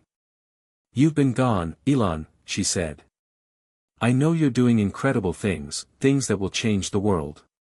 But I need you here. X needs you here." The mention of their son, XAEA-12, struck him harder than he expected. He thought of all the times he'd missed watching him grow, all the moments that had passed without him by their side. He'd been so focused on SpaceX, Tesla, and the impossible dream of Mars that he'd let his family life slip through his fingers. I know," he said, his voice thick with regret. "I've been consumed with this idea, this mission. But I've realized something. It's not worth it if I don't have the people I love with me along the way." "Elon," she sighed, "this isn't just about your work. It's about being there. I don't want to keep doing this alone, and X needs more than just a father who's off changing the world. He needs you here. With us." Elon paused. He could feel the weight of her words in his chest, each one hitting a nerve he had spent so long trying to avoid.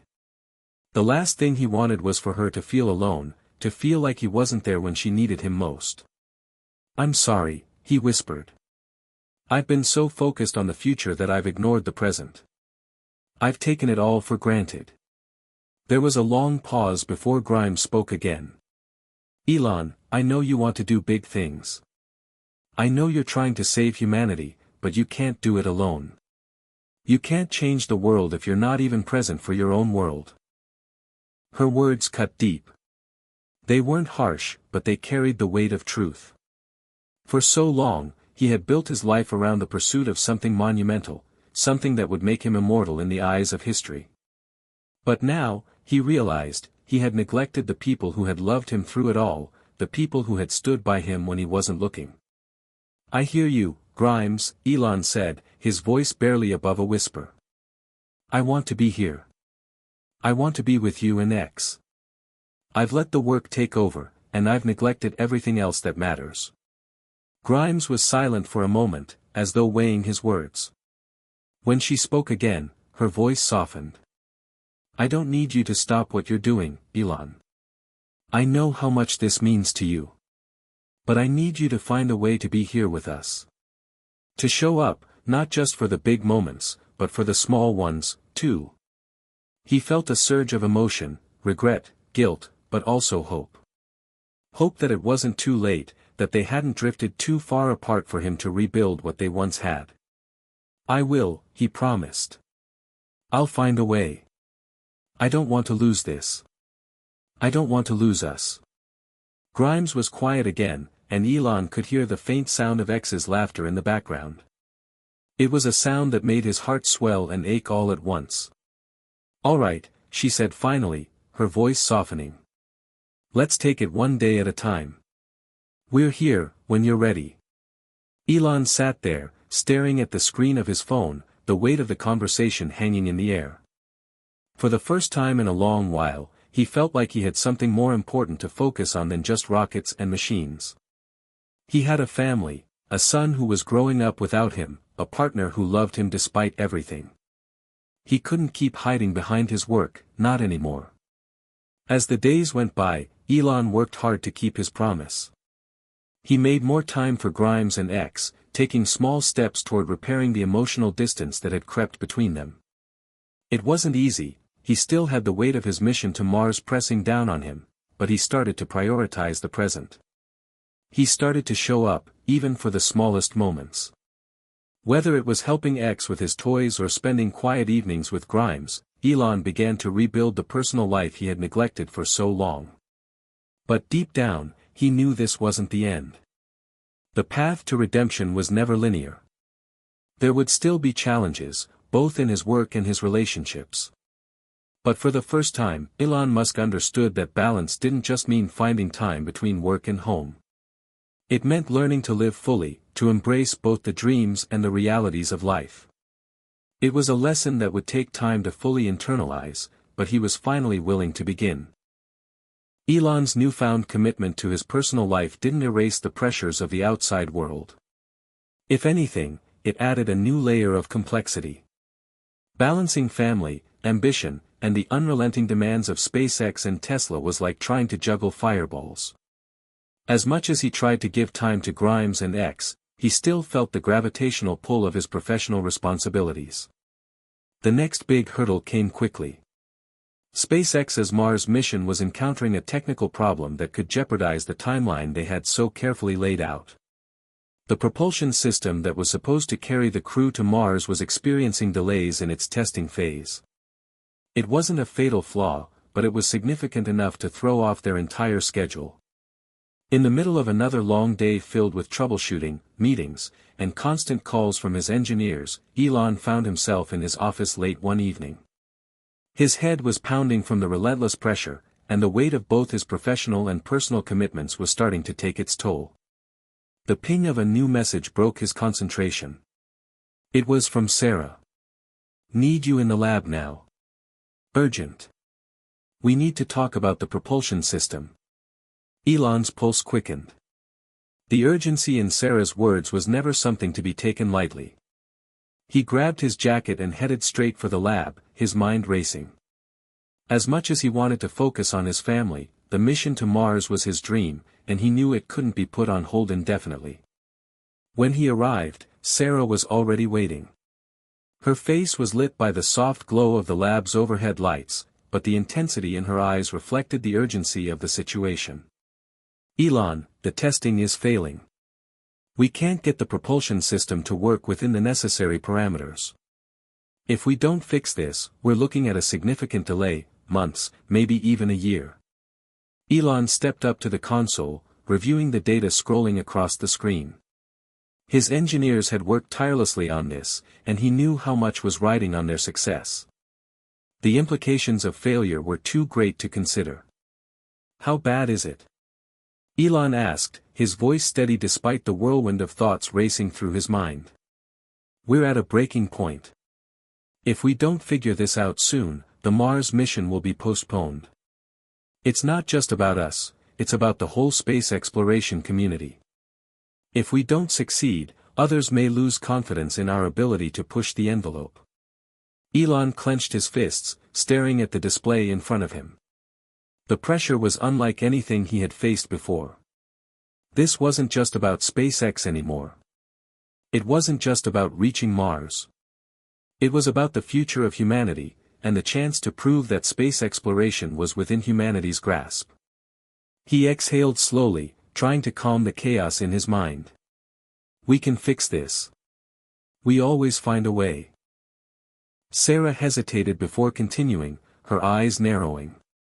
I know we've overcome challenges before, but this is different. We might be biting off more than we can chew. Do we really have the resources to push this through right now? We're already spread thin with everything else on our plate. Her words hit harder than he expected.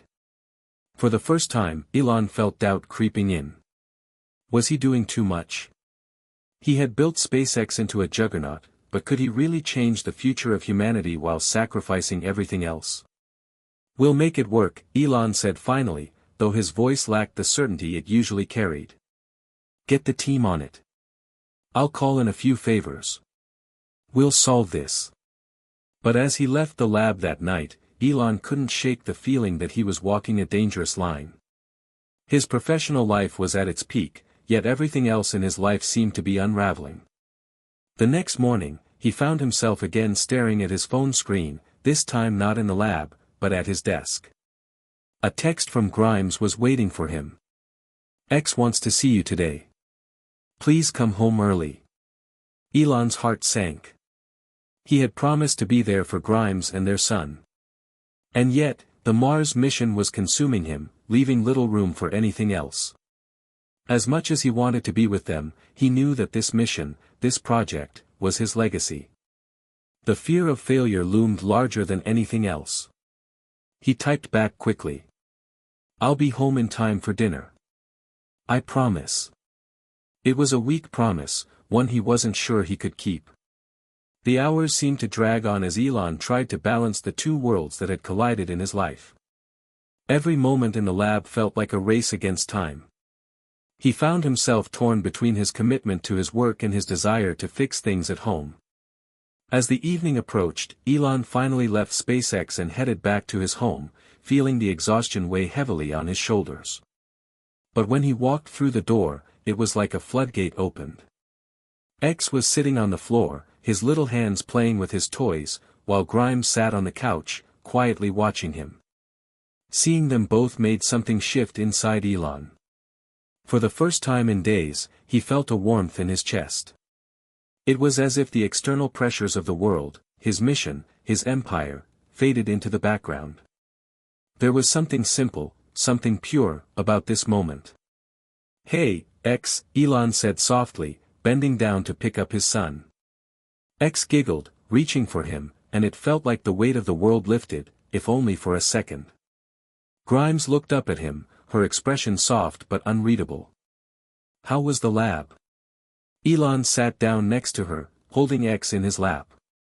It's complicated. There are challenges, but we're working on them. Grimes studied him for a moment. You're working all the time, Elon. I get it, I do. But I need you here too. X needs you here. Elon's chest tightened as he met her gaze. The conflict inside him had never been so sharp. He wanted to be the man who changed the world. But he also wanted to be the man who could show up for his family, who could be present in their lives. I'm trying, Grimes. I really am. I know you are, she said softly, her voice laced with both understanding and sadness. But we need more than your promises. We need you to be here, not just physically but emotionally. Elon took a deep breath. For the first time, he realized that the redemption he sought wasn't just about achieving his dreams, it was about being present, about balancing the world he was building with the one he was living in. I will be here, he said quietly, looking at her with newfound determination. I'll find a way. As the days passed, Elon's attempts to balance his personal life with his professional responsibilities became increasingly difficult. The pressure from SpaceX was mounting, the Mars mission teetering on the brink of disaster, and his relationship with Grimes, though improving, still required effort and patience. But the hardest part of it all was learning how to be a father in the midst of it all. He had always viewed himself as a visionary, someone who could push the limits of what was possible. He could conquer the final frontier, Mars. But now, sitting in the living room of his home, watching X chase after his favorite toy, Elon couldn't help but feel inadequate in a way he never had before. The same determination that had fueled his professional success seemed to fail him when it came to being the father he needed to be. The mission to Mars was everything. It was the future. But the future was becoming harder to grasp as the present, his family, slipped through his fingers. Grimes noticed it too. "You're quiet tonight," she said, her voice tinged with concern as she sat beside him. "You've been distracted lately. I can feel it." Elon turned to her, feeling the weight of her words. It was hard to explain to her the battle inside his mind, the struggle between pursuing greatness and wanting to be there for his son. "I'm just tired," he said finally, his voice barely above a whisper. "There's so much riding on Mars, Grimes. It's not just me anymore. It's SpaceX, it's humanity's future." "I know, Elon," she replied gently. "But that future, it doesn't mean anything if you're not here to see it." Elon's eyes widened slightly at her words. She wasn't just talking about the mission. She was talking about him.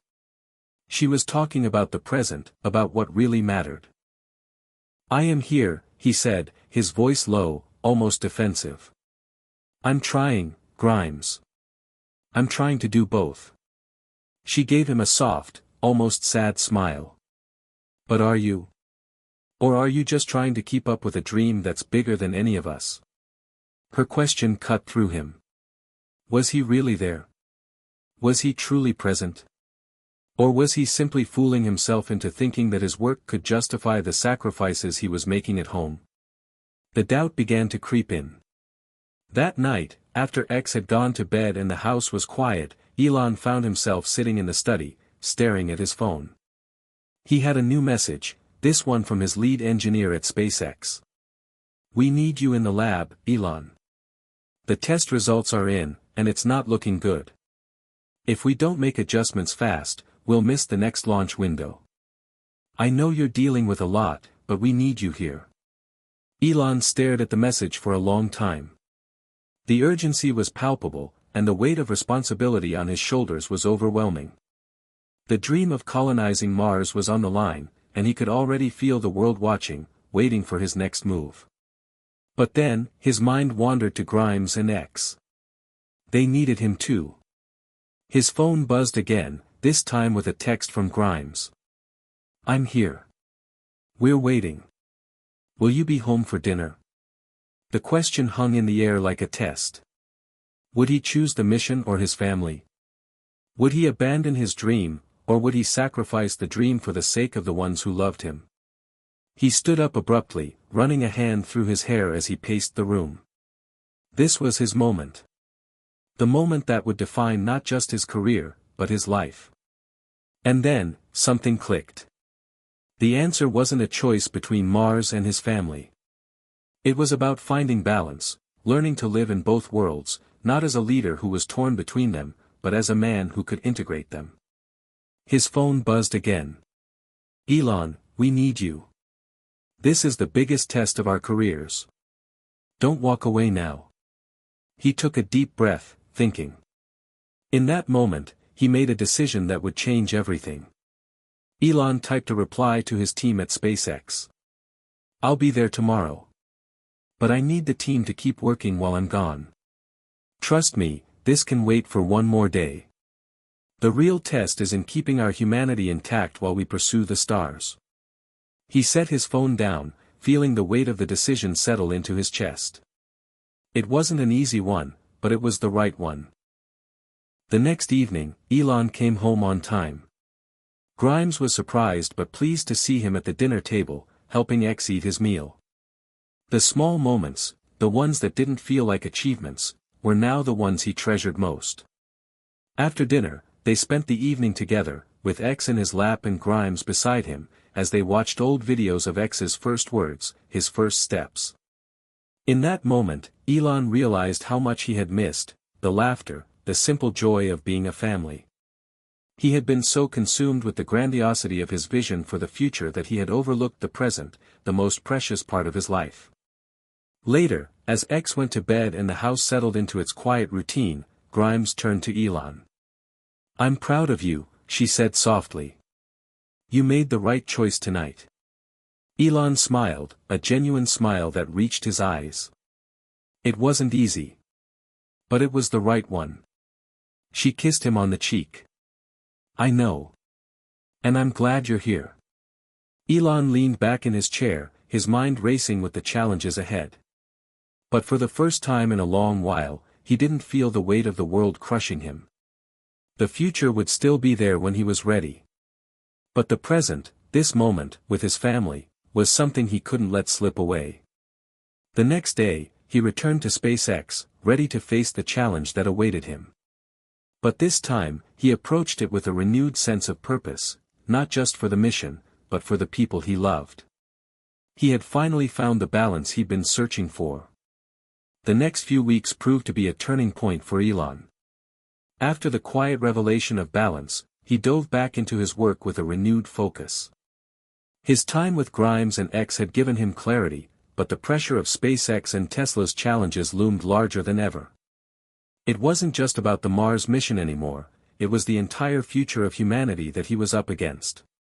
Elon sat at the head of a roundtable meeting at SpaceX headquarters, surrounded by his team of engineers and experts. The propulsion system still hadn't been fixed, and the new delay was threatening not only the Mars mission but also Tesla's expanding ambitions. Investors were starting to whisper, doubting whether Elon's grand vision was simply too big to manage. "We need answers," Elon said, his voice sharp but measured. "We've been working on this for too long, and we're not getting results fast enough. I need to know what went wrong and how we fix it." One of his top engineers, Sarah, spoke up hesitantly. "Elon, we've run the simulations dozens of times, and the data is showing that the current configuration of the propulsion system just isn't viable for the distances we're talking about. The technology hasn't advanced enough to support the load." Elon's eyes narrowed as he processed her words. He wasn't one to back down from a challenge, but the situation was getting out of hand. The pressure of being the visionary that everyone looked to was beginning to feel like a heavy mantle. "Do we have any backup plans?" he asked, glancing at the other engineers. "We're running out of time to explore alternatives," Sarah admitted. "The launch window is coming up fast. If we don't make a call soon, we could lose it completely." The tension in the room was palpable. Elon ran a hand through his hair, trying to suppress the frustration that bubbled up inside him. For the first time, he wasn't sure how much more he could push his team without breaking them. But the idea of failure, the idea of not going to Mars, was unimaginable. He couldn't let it happen. "We're not backing down. Not now," he said firmly. "We push forward. Figure out a way to make it work. We need to launch on time. I know we can do this. We've done impossible things before." As the meeting continued, Elon's mind raced. There was no room for failure. This was more than just a mission, it was a statement. A statement about who he was, about the vision that had fueled his every step, about the future he believed in. He couldn't afford to let it slip away now. After the meeting, as the team dispersed to begin work, Elon took a walk around the facility. He needed to clear his mind. His steps echoed in the empty hallways as he passed rows of rockets and machinery, machines built from the blood, sweat, and dreams of those who believed in him. It was a heavy responsibility, and for a moment, Elon questioned whether he was carrying it alone. He knew that the weight of his ambition had driven a wedge between him and those closest to him. Even though he had promised to balance his family and work, it felt impossible at times. As he thought about Grimes, sitting at home with X, he couldn't help but feel torn. He wanted to be the man who changed the world, but he also wanted to be there for the ones who loved him. Would it be enough to simply be the father he needed to be? Or would his obsession with Mars and technology overshadow everything else? His phone buzzed, snapping him out of his thoughts. It was a message from Grimes. X asked about you tonight. He misses you. Elon's heart clenched. He had been so absorbed in his work that he hadn't even realized how much time had passed since he last held his son. The message was a wake-up call, a reminder that life outside of rockets and tech still needed him. He typed a quick reply, "I'm coming home tonight. I promise." But even as he sent the message, the doubt started to creep in again. Could he really have it all? Could he still be the innovator, the visionary, the father, and the partner all at once? The scale of the challenge ahead made him feel small, as if no matter how hard he tried, he might not succeed in any of these roles. That evening, Elon returned home earlier than usual. Grimes greeted him with a quiet smile as she prepared dinner. X was in his high chair, giggling as he played with his food. The simple, domestic scene hit him with the force of a wave. As he sat down at the table, X crawled over to him, reaching for his father's hands. "Papa," he said, the words still clumsy but filled with joy. Elon smiled, his heart swelling with pride. For a moment, the worries about Mars, Tesla, and everything else melted away. This was where he needed to be, this was the life he was working for. Grimes watched him as he played with X. "I can tell you're here now," she said softly, her voice carrying both gratitude and a lingering sense of tension. "But, Elon, I need to know you're not just physically here. I need to know you're mentally present too. You've been distant. We need more than your body at the table." Elon looked up at her, his chest tight with the realization of how true her words were. His mind had been elsewhere, consumed by the never-ending demands of the world he had built. But now, sitting at the table with his family, he realized he couldn't afford to be absent any longer. "I'm sorry, Grimes," he said, his voice earnest. "I've been lost in my work. I thought I could do it all. But I've been neglecting the most important part of my life." She nodded, her expression softening. "We've talked about this before, Elon. You need to find a way to make space for us. For X. For your family." He nodded in return, feeling a weight lift off his shoulders. He had to find a way to truly be there, for them and for the future he believed in. It wouldn't be easy, but it was a challenge he was willing to take on. After dinner, Grimes left the room, and Elon sat for a long time with X in his arms. The child's innocence, his laughter, reminded Elon of everything he stood to lose if he didn't find a way to juggle his dual responsibilities. The next day, Elon arrived at SpaceX with a newfound sense of resolve. He would fix the propulsion system. He would lead the charge toward Mars. But he would also be there for Grimes and X. There would be no more trade-offs. No more sacrificing one for the other. The battle ahead was fierce. But for the first time, Elon knew he didn't have to fight it alone. The weeks leading up to the launch window were an unrelenting whirlwind for Elon. His days and nights blurred together, one long string of decisions, calls, and calculations. Despite his new resolve to balance work and family, SpaceX's demands were overwhelming. His team was stretched thin, but Elon had no choice but to push them harder than ever. The Mars mission was still his driving force, and the idea of failure was simply not an option. He arrived at SpaceX headquarters early one morning, his mind already racing with the day's challenges. As he walked through the sleek, sterile corridors of the facility, he couldn't help but think about the burden he carried. Mars wasn't just his dream, it was the dream of everyone who worked at SpaceX, everyone who invested in his vision. And most of all, it was the dream of humanity. There was no turning back now. His lead engineer, Sarah, was already waiting for him when he entered the conference room. She looked up from the reports on the table, her face etched with concern. "Elon, we need to talk," she said, her voice tight with urgency. He raised an eyebrow, immediately alert. "What's the situation?" "The latest tests on the propulsion system, they're not promising," she said. "We're getting close to the launch window, and I'm afraid we might not have enough time to fix the issues we're seeing." If we delay now, we could miss our chance for the next several months. Elon felt his chest tighten at the words. The pressure of the timeline had always been daunting, but now, it was starting to feel like a ticking bomb. The stakes were higher than ever, and the fear of failure loomed large. "Give me the full report," Elon said, his voice calm but with an undercurrent of tension. Sarah handed him a tablet, and Elon scanned the data quickly. The issues were worse than he had anticipated.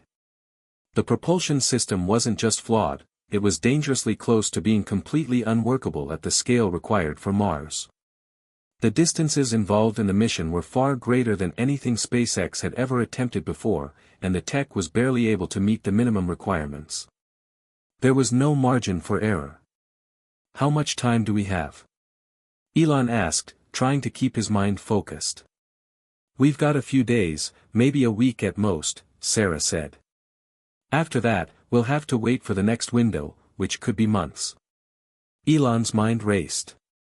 He had already pushed the team beyond their limits, and now, it seemed like he was asking the impossible. But there was no way he was going to let this slip away. Not after everything. "We push forward. We can't afford to miss this launch window," he said with determination. "But Elon, if we launch with these issues, we risk everything," Sarah warned, her voice firm with concern. "This is beyond just SpaceX, this could set the entire Mars program back by years." He could hear the fear in her voice, but he also felt something else, his own growing sense of resolve. He had always pushed the boundaries of what was possible. And this time, it wouldn't be any different. "Then we fix it. I don't care how late we have to stay, how hard we have to work, but we're launching on time. I trust you and the team. We've overcome harder obstacles than this." Sarah didn't look convinced, but she nodded, respecting his unwavering commitment. "All right, Elon. We'll give it everything we've got." As the team worked tirelessly around the clock, Elon found himself torn between the mission and his family. Grimes had been understanding, but even she couldn't ignore the strain the long hours and late nights were putting on their relationship. She knew that this was Elon's dream, but she also knew that dreams without balance could crumble. One evening, after another long day at SpaceX, Elon came home to find Grimes waiting for him in the living room. X was already asleep, his small form tucked into his crib. Grimes didn't mince words. "You've been gone too long, Elon," she said quietly, her voice a mixture of concern and sadness. "I understand the importance of the mission, but you're missing out on everything here. X is growing up without you being there. I need you to be here." Elon stood still, guilt washing over him. He had promised to balance it all, but here he was, lost in his work again. "I'm sorry, Grimes," he said, his voice soft. "I'm trying. I swear I'm trying to keep everything together, but I can't do it without this mission. You know how much it means to me." She nodded, her expression softening, but her words were firm. "I know, Elon. I know how much it means to you. But it's not just about you anymore. We're a family. And we need you." Elon closed his eyes, taking in her words. He had been so fixated on Mars and the future that he had allowed the present to slip away. He couldn't afford to make that mistake again. "I'll be here. I promise," he said, stepping forward and taking her hand in his. "I'll make it work. I'm sorry for everything." Grimes smiled faintly, her eyes filled with both love and frustration. "I hope you mean it." The next morning, Elon woke up early, determined to make good on his promise. He sent a message to SpaceX, telling them he would be working remotely for a few hours before returning to the office. For the first time in a long while, he allowed himself to focus on something other than the mission. He spent the morning with Grimes and X. They went to the park, watched X play, and even had a family lunch together. It wasn't much, but for Elon, it was enough to remind him of what he was fighting for. By the time he returned to SpaceX, he felt a sense of renewed purpose. The stress and tension of the previous days hadn't disappeared, but the quiet moments with his family had grounded him. He was ready to face whatever challenges lay ahead. Back at SpaceX, the final test of the propulsion system was underway. Elon watched as his team conducted one last simulation. The stakes were higher than ever. If this test failed, they would miss the launch window, and the entire mission could be jeopardized. The test began, and for what seemed like an eternity, the room was filled with nothing but the soft hum of computers and the tense breathing of the engineers. Elon's heart pounded in his chest as the final numbers began to flash on the screen. The test results came in. The system had passed. The room erupted in cheers. For a brief moment, Elon allowed himself to relax. It wasn't perfect, but it was enough to move forward. "We did it," Elon said, his voice full of both relief and triumph. Sarah approached him, a smile breaking across her face. "We did it, Elon. The launch window is still open." Elon felt a surge of pride. They had made it. But even as he allowed himself a brief moment of celebration, he knew that this was only the beginning. The road ahead would be just as challenging, but for the first time in a while, he felt ready to face it all. The countdown had begun. After months of grueling work, emotional turmoil, personal reflection, and near catastrophe, Elon Musk stood at the threshold of what could be his greatest triumph, or his most public failure. The final green light had come through from NASA, the FAA, and SpaceX's own internal review board. The launch to Mars was officially scheduled for the following week. Every screen in Mission Control glowed with data. Engineers and analysts huddled over terminals, reviewing telemetry and diagnostics in real time. The energy in the room was electric. Years of innovation, sacrifice, and sleepless nights had led to this moment. And yet, amidst the hum of celebration and preparation, Elon stood still, quiet in the middle of the storm. He glanced at his reflection in the glass wall separating the observation deck from the control room. The man staring back at him looked tired, gaunt, even. But there was something in his eyes that hadn't been there before. Balance. Or at least the beginning of it. His phone buzzed. X just drew a rocket ship and said, "Papa's going to the stars. We're proud of you. Just don't forget to come home." Elon smiled and exhaled, typing back quickly. "Tell him Papa is staying grounded for him. I'll be home tonight." Later that day, the press began to descend on SpaceX. Reporters from every major outlet in the world lined up outside the Hawthorne campus, hungry for sound bites and headlines. The world was watching. Again. Elon agreed to a brief press conference. Standing at the podium with the massive rocket visible through the glass behind him, he began his speech not with technical specs or grandstanding, but with something surprisingly raw. "What do you do," he asked, "when the thing you've worked for your whole life finally becomes real? Do you embrace it, knowing it could fall apart? Do you walk away to protect what you already have? Or do you chase it, even if it costs you everything?" The reporters leaned in. "I almost chose wrong," Elon continued. "For a while, I thought the mission was the only thing that mattered.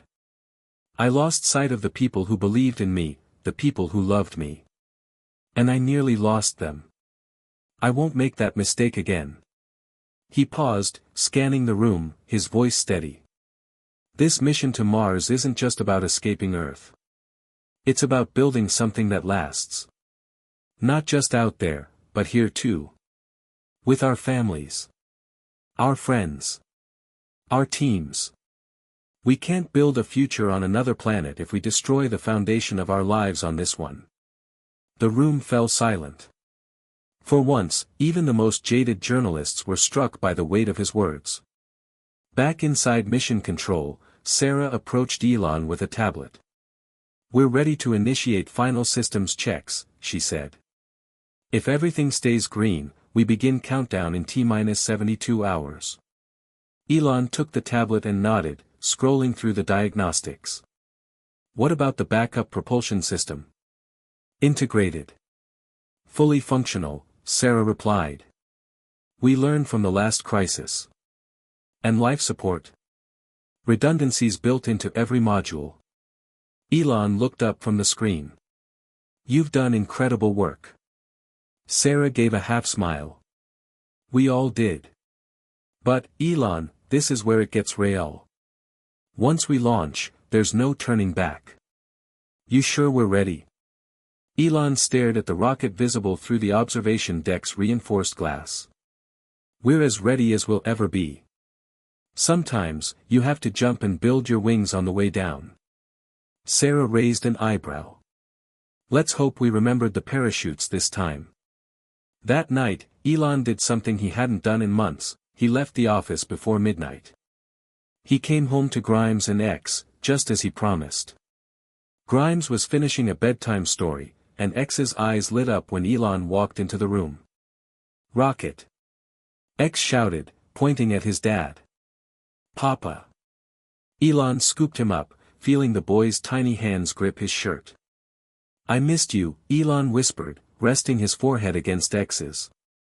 "We missed you too," Grimes said softly from behind him. After putting X to bed, the two of them sat on the balcony, the LA skyline shimmering in the distance. "You did it," Grimes said. "You brought the mission back from the brink." Elon nodded, but didn't smile. "We still have to launch." She took his hand. "I'm proud of you, not because of the rocket, but because you came home. You're learning how to live in both worlds." "I don't want to lose either," he admitted. "I'm scared, Grimes. What if something goes wrong? What if we're wrong?" She leaned her head on his shoulder. "Then we'll face it together." The stars above them blinked like a promise. Back at SpaceX, the final rehearsals were underway. Every team ran through their protocols as if it were the real thing. The launch director's voice rang out clearly over the comms. "Simulating T-30 seconds. Main engines go. Guidance systems go. Stage separation locked. Final comms check, go." Elon watched silently, absorbing every frame, every word. The simulation ran perfectly. As the screen faded to black, Sarah turned to him. "Tomorrow, we start fueling the rocket. After that, it's all countdown." Elon nodded. "Let's make history. But let's do it with our eyes open this time." She smiled. "See you at dawn." The Mars launch is officially scheduled.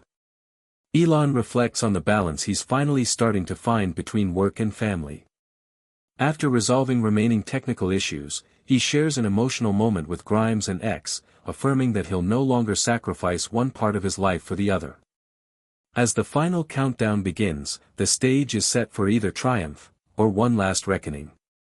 The morning of the launch arrived with an eerie calm. The California sun crept over the horizon, casting long shadows across the SpaceX facility. Outside the hangars, journalists, engineers, politicians, and a few invited VIPs gathered at viewing stations. Cameras were pointed skyward. Satellites were in position. The world had stopped to watch. Inside Mission Control, however, there was no stillness, only the steady hum of machines, voices over headsets, and the almost imperceptible tension that clung to the air like static. Every second counted. Every reading mattered. Elon stood behind the glass, overlooking the room. He wasn't in the command chair, he had made that decision days ago. This mission belonged to the team now. To the engineers, analysts, and flight commanders who had sacrificed so much. For once, he chose to be a witness, not the conductor. Sarah glanced back at him from her station and gave a subtle nod. "Fueling is complete. Oxygen and methane tanks are stable. All systems are green," she announced to the room. A low cheer rippled through the team. The mission name appeared on every monitor. Ares I, Human Forward Base, Mars. The rocket stood tall on pad 39A, towering against the golden sky, its sleek white frame glowing like a modern obelisk. This wasn't just a test flight, it was a fully manned mission. The crew of 4 was already on board, calm and composed, each one hand-picked by Elon himself. Scientists, engineers, Visionaries. People who believed Mars wasn't just possible, it was necessary. Back on the observation deck, Elon's heart pounded beneath his buttoned shirt. He thought of everything it had taken to get here. The courtroom drama. The public backlash. The moments where the entire world doubted him. His near breakdown. And then. X's laugh. Grimes' words. That silent promise he made to find a better way. Papa, going to the stars. He closed his eyes for just a second. The intercom crackled. T-2 minutes. Sarah's voice came through, steady and clear. Stage 1 and 2 pressurization nominal. Crew has confirmed go for launch. Elon turned and looked at the small monitor beside him, showing a live feed from inside the cockpit. The astronauts were focused, strapped in, eyes forward. They weren't just going into space. They were carrying humanity's hopes with them. Grimes had opted not to attend in person, too many cameras, too much noise, but she was watching with X from home. Elon had spoken to them earlier that morning. X had waved at the screen and held up his drawing of a rocket and a heart. Go fast, Papa, he'd said, even though Elon wasn't the one flying. It still hit him like a bullet to the chest. T-60 seconds, mission control echoed. The world watched. Elon watched. His hand gripped the railing. Hard. The rocket hissed as its systems locked into final sequence. Sarah's voice came over the comms again. Final engine chill complete. Guidance is internal. Auto sequence start. Every person in the control room was holding their breath. Elon whispered, barely audible. Do it right. T-10. 9, 8. The roar of the engines began to build. 7. 6, 5. The earth beneath the pad trembled. 4. 3. Flames erupted from the rocket's base. 2. 1, liftoff. Ares' I surged off the pad like a bullet from a cannon, shaking the sky. The thunder of the engines cracked across the landscape, rolling over the hills and into the homes of millions watching from afar. The crowd outside exploded into cheers. Even hardened journalists gasped. Inside Mission Control, no one moved. Every screen blinked with real-time data. The rocket climbed fast, faster than any crewed mission before it. Sarah's voice broke through the roar. Trajectory nominal. All engines go. Ares' eye is clear of the tower. Elon's eyes locked on the feed. The rocket cut through the atmosphere like a needle, leaving behind a trail of white fire. This wasn't just a launch. It was vindication. Minutes later, stage separation occurred flawlessly. T+3 minutes, stage 2 ignition confirmed. The second stage fired, pushing Ares' I deeper into the black. The Earth shrank behind it. Mars, weeks away, loomed ahead. Cheers broke out again. Elon remained still, watching. The video feed shifted to the crew. One of the astronauts, Commander Patel, looked directly into the lens and spoke. To everyone on Earth, this is for you. For the dreamers. For the believers. We're not escaping our planet. We're honoring it, by building something greater. She held up a small item for the camera. A photo of her daughter. Elon's breath caught. A lump formed in his throat. That simple gesture cut deeper than anything else. This wasn't about technology. It never was. It was about humanity. Back home, Grimes clapped as X mimicked the launch with his toy rocket, zooming it around the living room. She paused, listening to the live broadcast, hearing the voices of the crew, the cheers from Mission Control, the distant but clear joy. A part of her wished she were there, but another part was glad to be right where she was. Safe. Grounded. Holding what mattered most. Back at SpaceX, Elon finally stepped into the control room. The engineers turned toward him, smiling, clapping. Some even stood. "You did it," Sarah said. "We all did." Elon shook his head slowly. "No. You did. All of you. I just refused to give up." He sat down in the chair he had left empty during the launch, finally allowing himself to breathe. He didn't cry. But he wanted to. The historic launch of Ares I to Mars unfolds with precision, tension, and powerful emotional resonance. Elon watches from the sidelines, reflecting on how far he's come. As the rocket disappears into the sky, he realizes the mission was never just about leaving Earth, it was about reconnecting to what makes us human. The first 48 hours after launch were a surreal kind of calm. Ares I had cleared Earth orbit and was now hurtling through the void between planets. All systems were nominal. Communication with the crew was clear. The engines had performed beautifully. No anomalies. No red flags. It was, by every measurable standard, the perfect launch.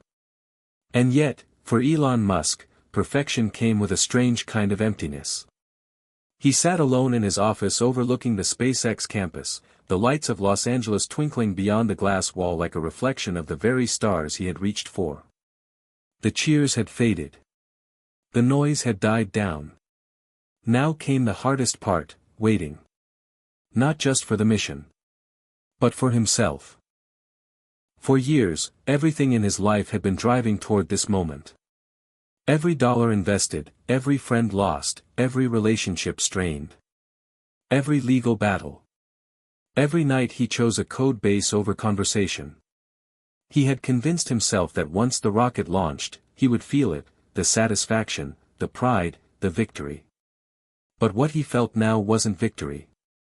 It was silence. Back at home, X was asleep. Grimes sat on the couch with her knees tucked up to her chest, watching the news play muted clips of the launch over and over again. They called it the greatest human endeavor since the moon landing. But she wasn't focused on the footage.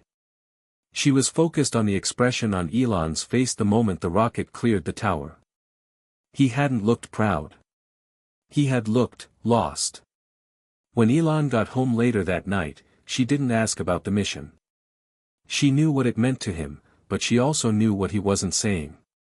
"Come sit," she said softly, patting the couch. He didn't argue. He just sank beside her like a man who'd forgotten how to rest. "I thought I'd feel different," he admitted. "I thought this would be it. The moment I finally felt enough." Grimes didn't speak for a while. She just leaned her head on his shoulder. "You're chasing infinity, Elon. That feeling. It's never going to come from out there," she said, nodding toward the sky. "It's always going to be here." He closed his eyes. "I don't know how to stop." "You don't have to stop dreaming," she said. "But maybe you should stop running." At Mission Control, Sarah remained on site well past her shift, staring at the data from Ares I. Everything was running like clockwork. She should have gone home hours ago, but something told her to stay. Not fear. Just instinct. Then, just after 3 a.m., a minor alert popped up on the main screen. "Minor deviation, life support recalibration delay." Sarah blinked. A few seconds delay. That was all. She clicked into the logs, expecting a simple software lag, but something was off. The oxygen sensors weren't updating. The redundancies hadn't kicked in. And the auto-recalibration had stalled. Her heart skipped. It wasn't catastrophic, yet. But it could become one if it wasn't handled. She jumped on the comms. "Elon. We need you in the ops room. Now." 15 minutes later, Elon was back in the control center, hair tousled, wearing a hoodie and jeans. He hadn't even changed. He just came. Sarah walked him through it. "The system is still functioning. But we've got a delay in recalibration. And we're not getting accurate O2 readouts. I don't like it." Elon's eyes darted over the data. How long before this becomes critical? Hard to say. Could be 6 hours, could be 1. It depends on how long the backup stays in limbo. And the crew? They don't know yet. No reason to worry them unless we have to. Elon nodded and rolled up his sleeves. All right. Let's solve it. What followed was a flashback to SpaceX's early days. Elon and Sarah and the engineers working side by side, staring at lines of code, cross-referencing hardware, arguing over solutions. The coffee machine never stopped running. Time became a blur. Elon was in his element, but this time, there was something different. He listened more. He wasn't the dictator. He was the collaborator. The man who had once refused to let anyone else touch a line of code was now asking for input, guiding rather than commanding. And slowly, they found the glitch. It wasn't a system error. It was human. A miscalculated parameter from a third-party supplier had caused the backup recalibration system to lag behind real-time updates. In short, it wasn't the rocket's fault.